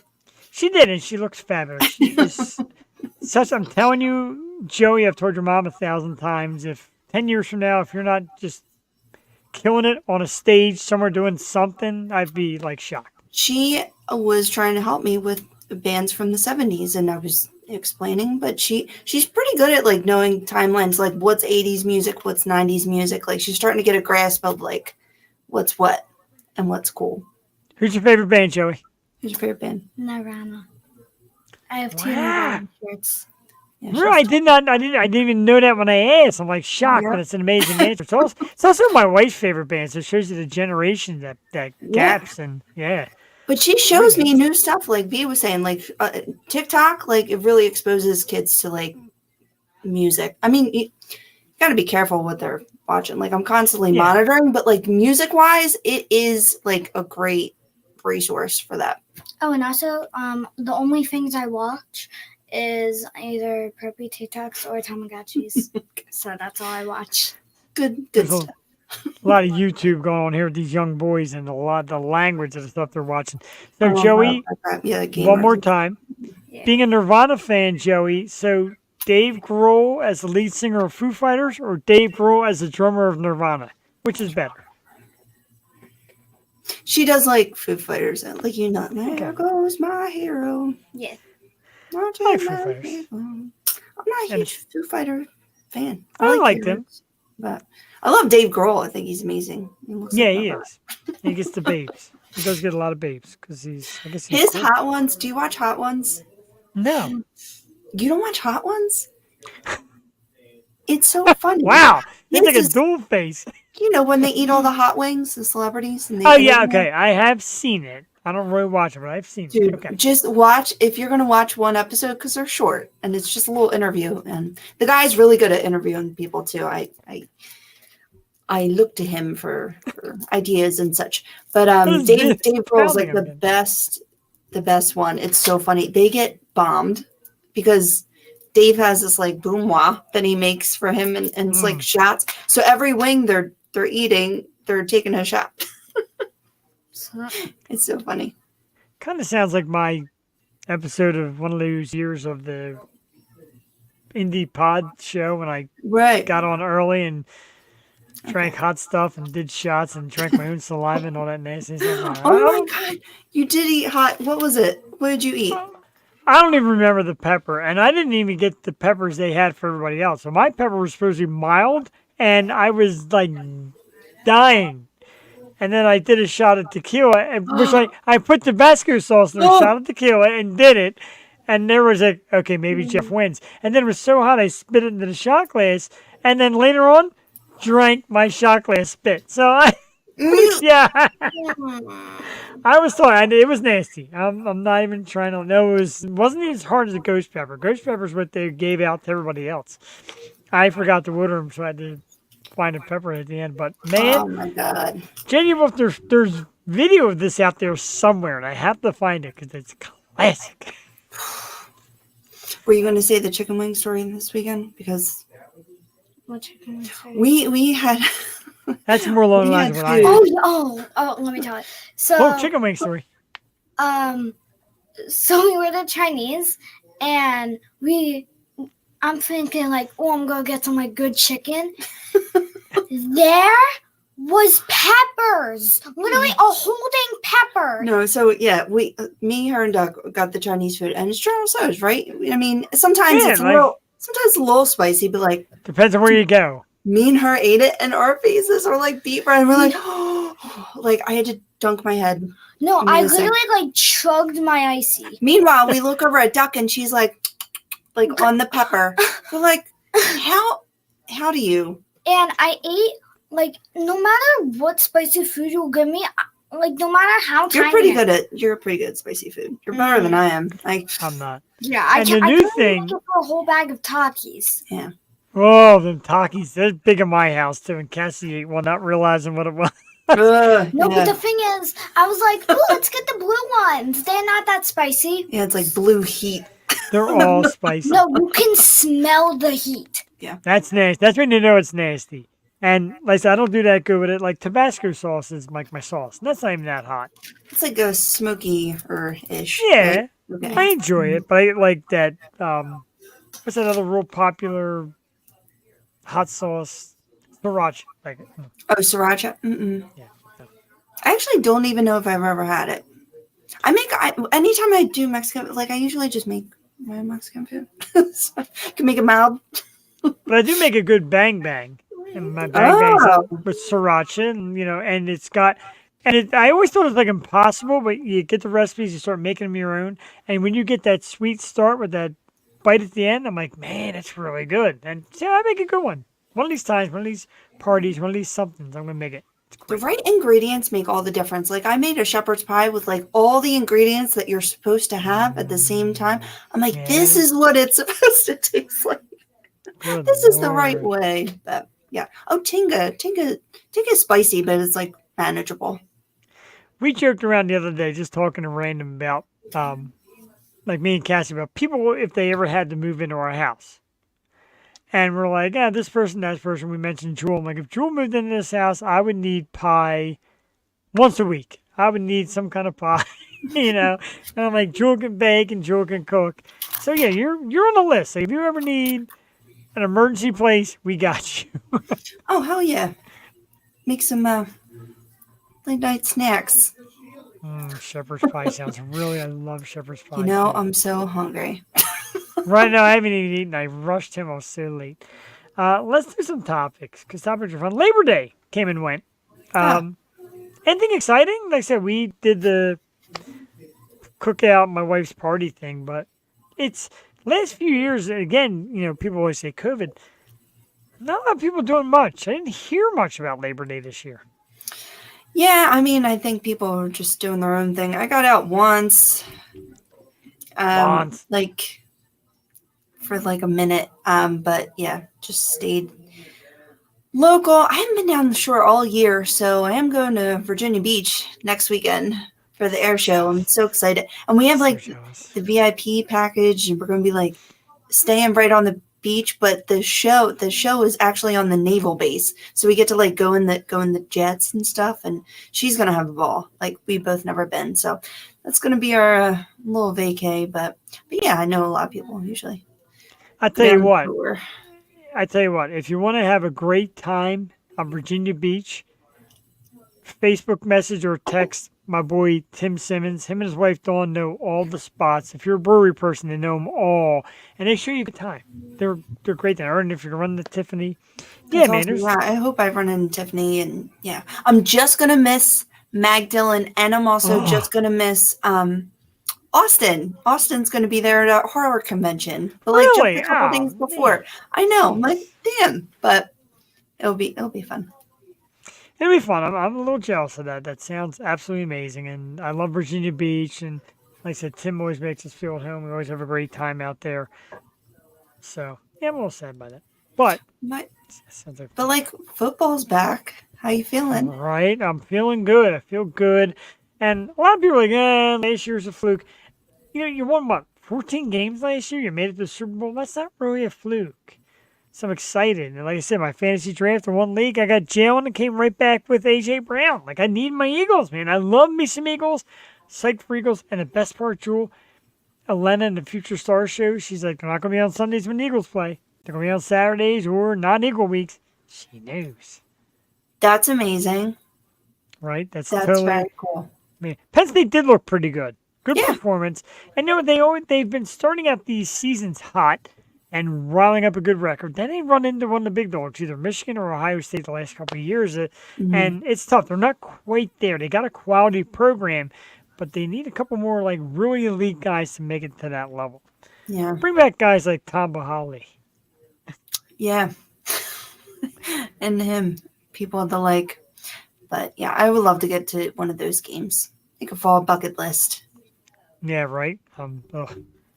Any of it, you tell me. And Cassie's friend Jen, her kids both went to Penn State. She gets tickets every year.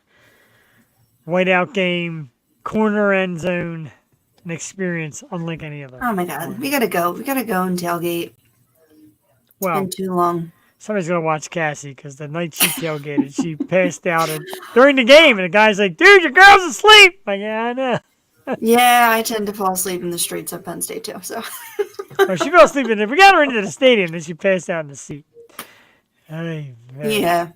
yeah. The last time I went up Penn State, I don't know, I was like way older than I should have been, and I got kicked out of the bar. I'm like, are you kidding me? I didn't even set foot in the door yet. Look at this cougar. Yeah. Ah. This Oh, was I like mean, 12 years ago. oh, okay. Oh my God. I'm It's so like more like, it's more like, look at this MILF. Jesus. All right, let's change the subject. Let's play Yes, some music. please. How about it? Okay, Let's yes. play music. We have Sounds another great. song from Veronica Witkin, who I told her 3 times tonight that I adore her. But I do, in a professional and respectful level. I do adore her. She's an awesome artist. And we have another one of her solos. Fingertips is the song. Oh, yeah. And Jewel, it's just as super cool as 1973. I haven't liked the beginning with like the thing there. We're gonna play it right now. Our guest from this evening, Veronica Witkin, another one of her brand new hits. This is Fingertips, live here on the Yo Show. Enjoy it. We'll be back in a few minutes. 4 minutes and 4 seconds. Enjoy, or else.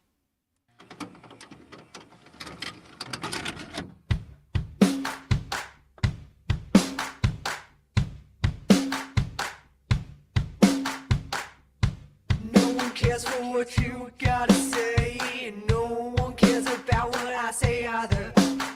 Opinions every single day, and they're all piling on top of one another.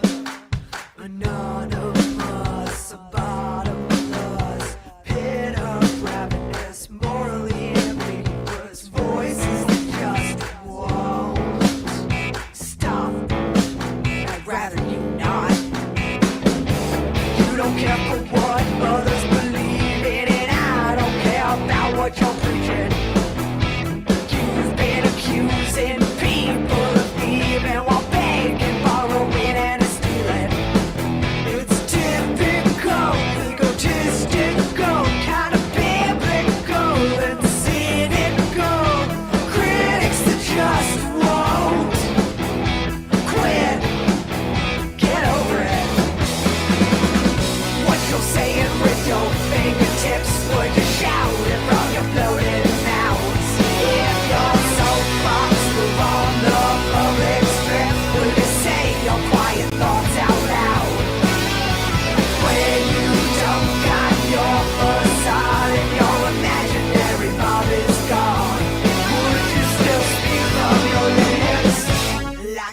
from your fingertips.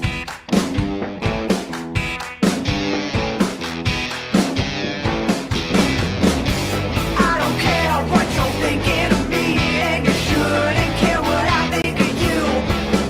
Try to pull me out just to disagree, but I ain't gonna play by those rules. It's tiring, uninspiring, you're conspiring to throw me to the void that just was, and not again. What you'll say with your fingertips when you're shouting from your bloated mouths. If your soapbox were on the public strip, would you say your quiet thoughts out loud? When you don't got your facade and your imaginary mom is gone, would you still speak from your lips like you do from your fingertips?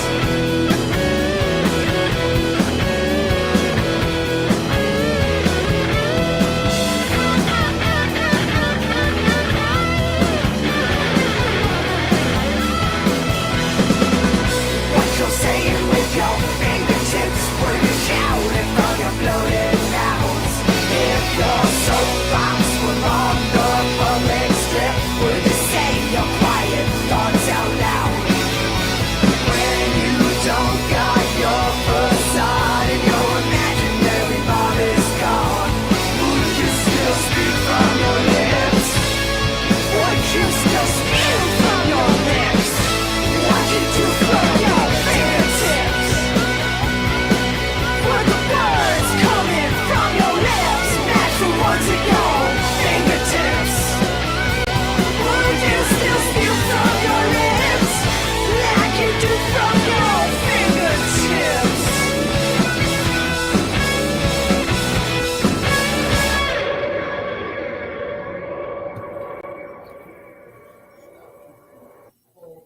Had to put that creepy dude at the end. That guy's so creepy. Fingertips, Veronica Witkin, J.D. Wolf.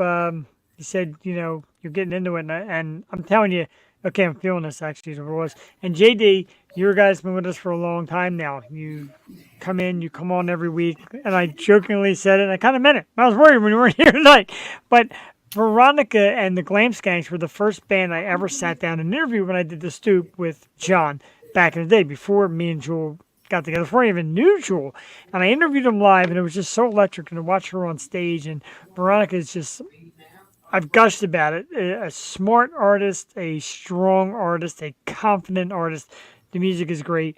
Check it out. The scroll's on the bottom. Jewel Tatey, Fingertips. Give me your synopsis. I know, and such a different feel than 1973, but Yes. man, she's just through and through rock star. That's why she's like, oh, want to experiment? Like, go off and Yeah, do man. your thing. I can't wait to see what she comes up with next. And yeah, it's just so cool for me because like they were the first band I interviewed. So just full circle, and so cool to see them. It's amazing how they were both the first band we interviewed. Yeah. You know what I mean? Like That's you crazy.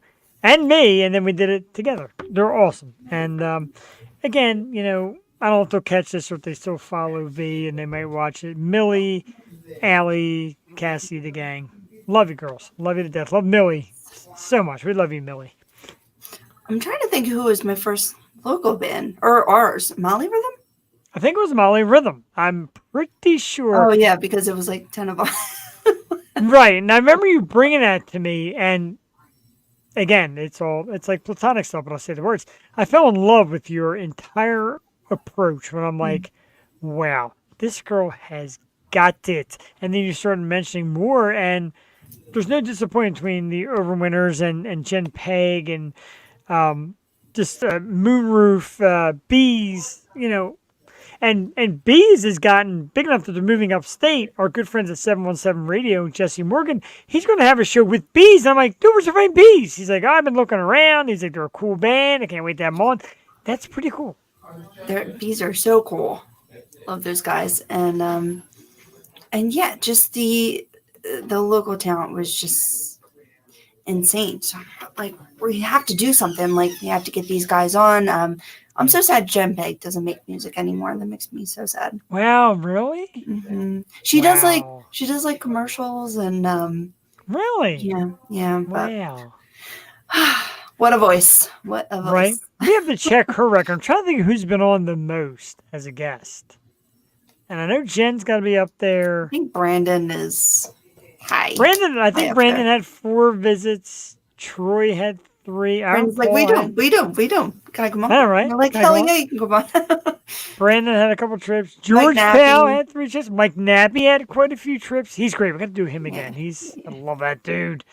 I love Aaron that Paul. Dude. Aaron Paul, I said. I mentioned Aaron did Paul. you say? I'm sorry. Yeah, he's been on quite a few times. And again, I know we don't really go to them as much because they got so much going on. And I feel bad. But Jimmy Starr, Ron Russell, the great job you do, and the Glam Skanks is how we met them and how we got that Adam Ant show.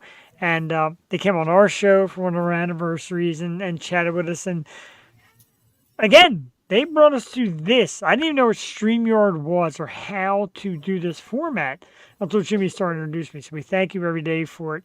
That's where I met them, Jewel and Glenside. And I look back, God, I wish you were there. And we met Aaron Paul, and we met Jimmy and Ron, and almost met Adam and Eileen Shapiro, worked her butt off. She said, got to get this guy backstage. Like, Adam's in a tough spot right now. She's like, yeah, but you understand, we're press. We got the invite. And I'm like, Eileen, do what you gotta do. I'm close, and I just feel love. But man, good team, good people. What a group, you know? What a group, indeed, and just I'm great jealous. people. Right? I want to be To that. be in their presence. Just me and Aaron's presence, I think, would be just life changing. He is just so fun, and like I said, we met him at a coffee shop, Keswick Coffee House, I guess it was, and we were having coffee and chatting and recording the interview, and I said, no offense, you want something? He said, I'll take a cup of coffee. And I go up and say, coffee? And the girl's like, it's going to be about 15 minutes. I'm like, no, you don't understand. There's this, like, pop singer over there doing a chat who needs coffee. And it was just great. So much fun walking through the streets with him. And, you know, he's dressed like Aaron. He's got, like, the furry coat on, like, these tight pants. And people are looking at him like, that's right. That's a pop star right there. My man, Aaron Paul. Awesome. He is awesome. He's the epitome of awesome. Yeah, I'm getting like red in the face again. And well, it's like 1,000,000 degrees out as well. I know. We all got background stuff going on for some reason. I got bad background. Let's do some topics. A big hats off. I know a girl who gets a lot of bad press, but a massive hats off to Miley Cyrus. Now, they talked about the Bangers tour. And she said, honestly, I really didn't make any money. Might even lost money. And at first people were like, oh, boo-hoo. But the reason why she paid for everything, from the outfits to the stage design and everything was coming out of her pocket. And people asked why. And she said, look, this tour is what the fans deserve. If you're a fan of mine, I got to give you everything, even if it comes out of my own pocket. So it wasn't really about making money for her. You know, she makes money doing a lot of things. So this tour, she kind of said, was for the fans. Jewel, I admire that. I find that pretty cool. I'm never a big fan of her stuff, but that's pretty cool. I'm not a fan of her stuff at all, but but I do appreciate the artists that are trying to make it easier on people. Sia came out with a post, and she's like, what do you guys make monthly? I'm just trying to like price my tickets like accordingly. Right.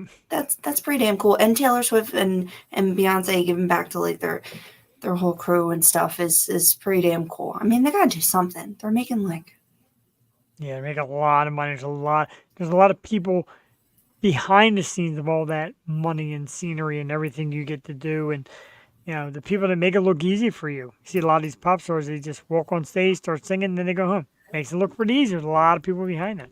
Yeah. And we can attest to that. Right. Absolutely. We can. Speaking of rock stars and rock things, the Rolling Stones were at it again, Jewel, an upcoming studio album called Hackney Diamonds. First of all, I don't know where they got that name from. Second of all, I'm a little upset that they're going to do a studio album without Charlie Watts. That's crazy. But, I mean, they're still touring, right? Are they done touring? I think they're finally done touring. I think the last time they said was enough. I mean, And Aerosmith is done touring. yeah, they blew through town, and man, them tickets were expensive. Yeah. Oh, thank you. I've seen them. Not there anymore. Oh, We and Bruce rescheduled for next year. Like, let's see where we are then. 100. I know. Right next year, he'll be like 99. He'll be pooping his pants on it. Smash. We did mention Smash Mouth. Thank you, JD. Tough loss for all of us here. And of course, Jimmy Buffett. So it's been a tough week for music. We needed thee tonight. We need some modern day vintage, if that makes any sense at all. Yes, definitely. Great stuff. Let's see. We have other. We do. And this, not too many people in the world deserve a smack inside the head like the brothers Gallagher. And good old Noel Gallagher of Oasis came out and called Adele fucking awful. You remember a while back in the Rolling Stone magazine, they both said, we feel good that we lived long enough in the right era to see the worst band of all time in System of a Down. They fight amongst themselves. They fight amongst other people. What the hell goes on with Oasis? What is the anger there? I thought they didn't look back in anger. Like, I don't know what their problem is. I heard you say it. Who doesn't love Adele? Adele's the shit. Right? Is she not? Like, I can understand is. not liking Taylor Swift because I don't get it. But, like, who doesn't love Adele? Right? It's a little different. Telling Taylor. At least they respect the talent. Like, sheesh. I agree. And they don't. And that's the thing. Like, System of a Down, at the time they said it, yeah, their music's quirky and different. But they were like, they just put out like this massive album that was killing it in sales. Like, oh, I'm glad I'm allowed to see the worst band ever. Like, relax, dude. Kiss your brother. Wake up. Stop being babies. Yeah, they really just need to shut up and make music.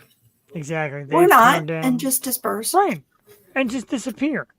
And you've Patsy had a right? couple hits. You're. They call that one song of theirs, I forget the name too. You might know. They call it like the greatest rock song ever made. Wonderwall? No, it's Champagne Supernova? nope. It is You got me. No, that's not it. I have it somewhere. Where the hell is it? It's Mayday, don't really want to know. Is this it? That's cigarettes and alcohol. What's it That's called? great song. Live Forever.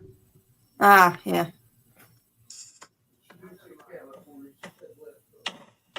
15 seconds. Yeah, they'll sue me, these two. These two knuckleheads. But it was voted like the greatest rock song of all time. What? That's pretty wild. That You is know what I just listen to? Sometimes I get in weird things. I always go back to Silverchair. What a good goddamn band they are. Right, and they were like, what, 10? I know. They're so good. Yeah. Like, damn. And I remember back then, you used to joke around, like, what did they, like, sneak out of class? And they did. They snuck out of class, and they got, like, detention, but they did it to play music, and that's cool. They were great. Mm-hmm. They were great. Pure Massacre is just... Oh, my God. Pure Massacre and Israel's Son were just, like, jamming off that Oh, album. an Anna Jamming. song. Yeah, and the song was good. Oh, man, they were good. So many. So many. Them and the other band was, I think, Tantric. Now, Tantric were young guys, too, were they not? And then they mixed with another band. Can't remember it. Damn it. Was it Tonic? I don't remember. But anyway, like another Tantric, another great band of young guys. And it's amazing how the young guys get out there, put out a couple hits, and then they're gone. Yeah, right? Right. Well, at least we have the music. We'll always have. It will live on through TikTok. Right. Now, I'll tell you one thing, and, you get out there and you're out doing this thing for music, and there's people out there who believe in it as much as you do, and they marvel when we get into the same room and talk about the passion and desire. There's people out there who act like it, to fake it, to kind of get their little thing. And I'll tell you what, I'm going to teach anybody out there, because everybody says, teach me a lesson about podcasting. I'll tell you this right now. you keep your mouth shut behind other people's back because you never know who's listening. Guess what? They're listening. Yeah, it always gets around. Got around big time, and try to wave a white flag, and then you want to go be a jerk. 7 years. 7 years. Just, do the damn thing. If it makes you happy, then just do it. Just do it for the love of it, and don't be a douche. Don't be a douche. 7 years time. Like, we don't it's just, let's drop. Keep it moving. Love you, dude. He'll be my voice. And he's taken over as my kind of like my little psychiatrist, little takedown. It used to be Maria Daniels, who I love, but dude, National Podcast Day is we're supposed to be on again, but I think I'm going to be in Nashville. Wait, what day? I mean, not Nashville. Forgot to tell you. I'll message you. It's a secret. September 30th. There's another one of those indie pods. It's International Podcast Day, and they're doing the whole show. I know. I love our little bits on there. We get a lot of respect there. I don't know what's wrong with you people, but I love indie pods. I love indie pods as well. It's Jules coming in a private chat. Okay. All right. September 30th. What day is that? It's a Saturday. All right. Let's do it. Oh my God, you put in the... What's that? Did you put in the main chat? No. Oh, okay. Actually, I put so good earlier during Veronica's song. Hoping you were catching it. You didn't. It's in the private chat. I did. I saw it. Did you? Oh, you didn't comment. Because you're right here. I can. You know what? I can talk to you here. True. If I ever take the Yo show to Nashville, probably sure I'm never coming back. And Jewel would definitely come with me. Oh hell yeah! No, yeah. Next time. Well, Cassie would too. Don't get weird. Cassie would come. Yeah, storm the city. Needs to happen. So did you see the private chat? Oh, that's then. Yes. Yeah, all right. That's then. Oh my God, that's coming up. That's a shame we got to keep everything quiet. Yeah, well. Because new things are happening. All I know is there was I wonder what episode got downloaded. I'm very curious now. I'm curious too. I'm trying to think. Right. I hope it's something where you're naked or something. Oh my God. No, I didn't. No, you did. Yes, there's a lot more stuff coming from the Yo show, and it's going to be fun. You're going to see us all over the place. Not just out taking pictures of ourselves because we think we're special. Matter of fact, Jewel hates pictures of herself. Jewel hates pictures of herself. I do. I just have to approve it first. Just never happens. I know, but like the one that we do at the end of the show, you told me you absolutely hate. I love that picture. It's old. I love that one too, but we do look at it. Look at us there. Hang on, let's do this. No, it's just bad angle or something. Look at us there, and then look at us here. We're like babies back there. Don't like either of myself. Wait, you said like your I know. goatee. I had nothing back then. A goatee and a big ugly nose and a smirky face. Oh, I can't find the picture now. Where'd you? There it is. I'm taller than you. I'm taller. Not yeah, really. I know. Well, we're close. I don't think I am. You said you approved of that picture, so I put it up. My head is higher than yours, but your shoulder is bigger than mine. How about that one? Aw, buggies. Jojo. Little bubbies. Both these little bubbies. Joey and your other baby, Jeff, because I'm a child. Are you feeling it? And look at this guy. Man, this guy is running this show. You made up for it. You really JD, did. it's like before you met us. But JD said he's feeling moist, and I am tonight as well. And it's because of this beautiful beard of mine that is helped be kept by the Moist Collective. Beard care products made right here locally in Bucks County, PA. Visit www.rumoist.com. It's time, guys. A lot of the world is wearing beards. A lot of ladies love them. Let's make them look good, smell good, and feel nice and soft. The Moist Collective, 20% off right now if you hit the code YOSHOW20. Free shipping and orders over, I believe it's $15. Was it 50? Anyway, get there. Get to the Moist Collective, www.rumoist.com. My good friends Jim and Tina Hutton making it local here. And as you know, Jewel Tady's favorite scent, sandalwood. Kentucky Hug. Morning Woodrow. Best beard in the business. Dude, that's like, that moves me like nobody's, like you can't imagine. Especially the one that he said it, and Jesse Morgan from 717 like, took the words out of my mouth. I'm like, okay, admire, love it. I love that. Love it, love it. I love it. I like it a lot. Gotta find another banner. I'm so bad with these banners. I should rearrange them. Oh, no, we don't have to. I found it. You want a good cookie? You're in for a mood for a nice sweet treat. Follow Sweets by Rye on Instagram.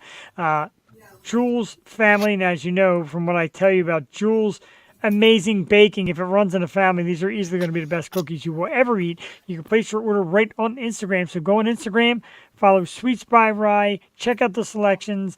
Not quite sure how they work shipping. Jewel laughed the last time I asked, but get your cookies. Get them. I'm sure they're amazing. Jules tried them. I have not tried them yet. I'm so embarrassed by that, but I've not tried them yet, but I'm sure they're terrific, and I'm going to get my order in soon. It's on Instagram. It's that easy. Sweets by Rye, and like so you place your order right there through like the message thing, and they'll take your order and they'll send you phenomenal cookies.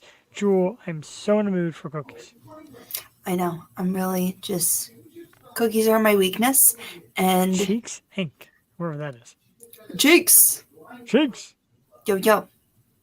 Give us a yo. We have to like, you know how like Preston and Steve do the catchphrase, like ours can be yo. But we'll give everyone a yo out. A yo. A yo, shout I out. like that. Give I me don't a know. yo out. I'm bad at Something like things. that. You were good though. It was close. I really like that. It was actually pretty good. Something of the like. There is something to like. And tomorrow night we're going to do Yo Show Wednesday. We're going to be joined by another one of our great artists, J.D. Reynolds will be on the program. And our guest co-host is going to be Tiffany Patch. And Tiffany does a lot of promo work in the area, and she's part of that Yacht Fest. I think Mike LeComte is part of Yacht Fest. It's like this big nice. concert they have every year. So she's going to come on and talk about that. We're going to interview J.D. Reynolds. Should be great.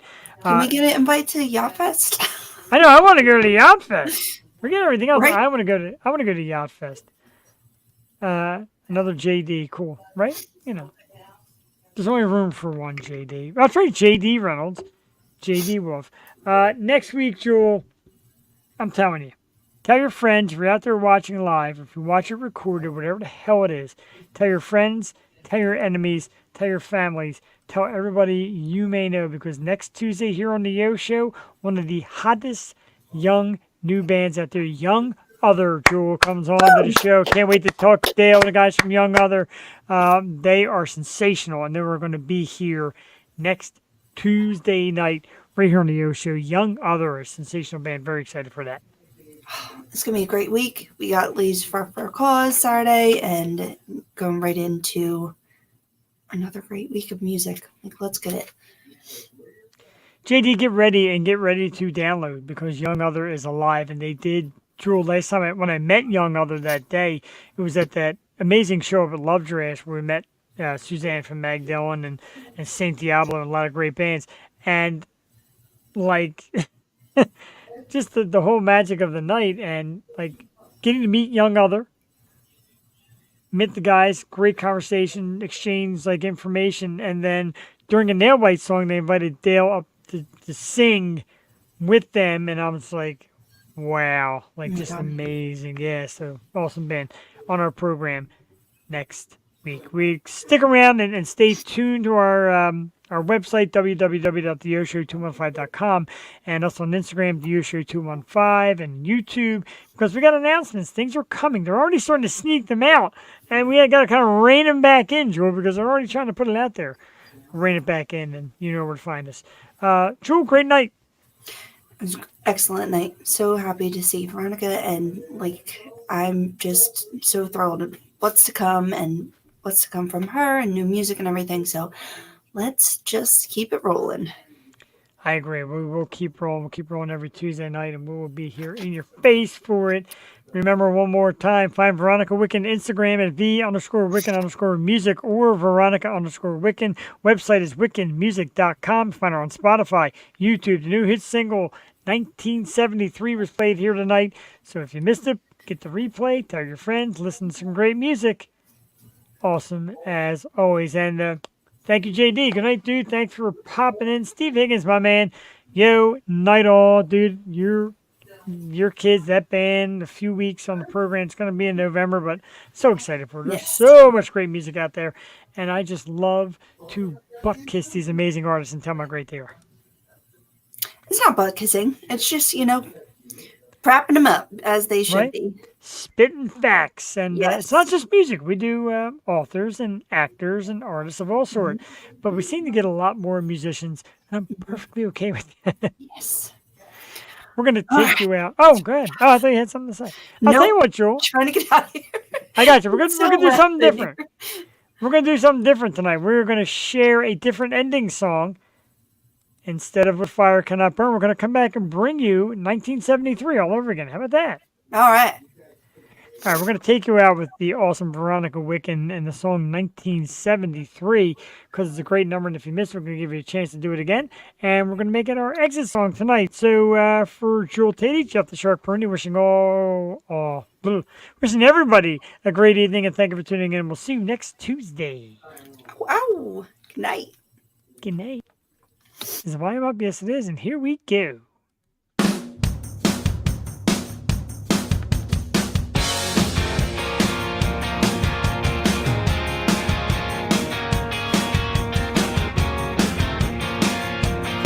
If it was back in the days, Roe v.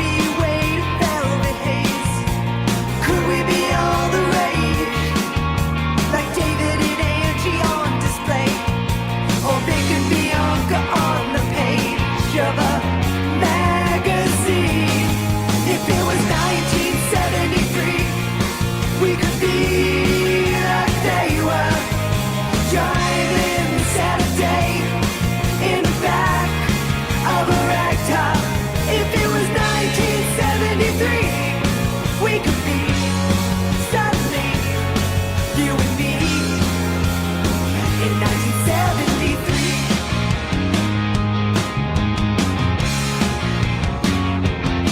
If we could go back in time, would we be in our prime, living a kind of life like Paul and Linda, so sublime, oh Freddie and Mary, so divine, we could cause a scene.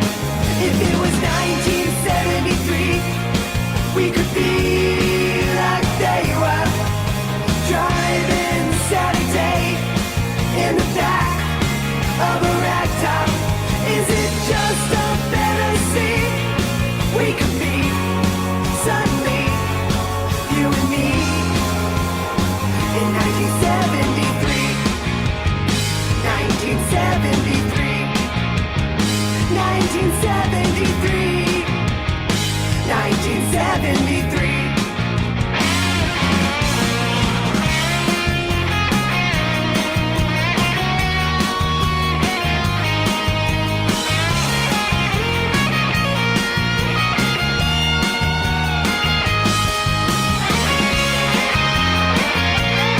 We could cause a scene. If it was 1973, we could be like they were, driving Saturday in the back of a ragtop. If it was 1973, you and me together, spend our better days in the gaze of one another. Is it just a fantasy? Can't you see? Oh, what we could be suddenly you and me in 1973, 1973, 1973, 1973, 1973, 1973, 1973, 1973.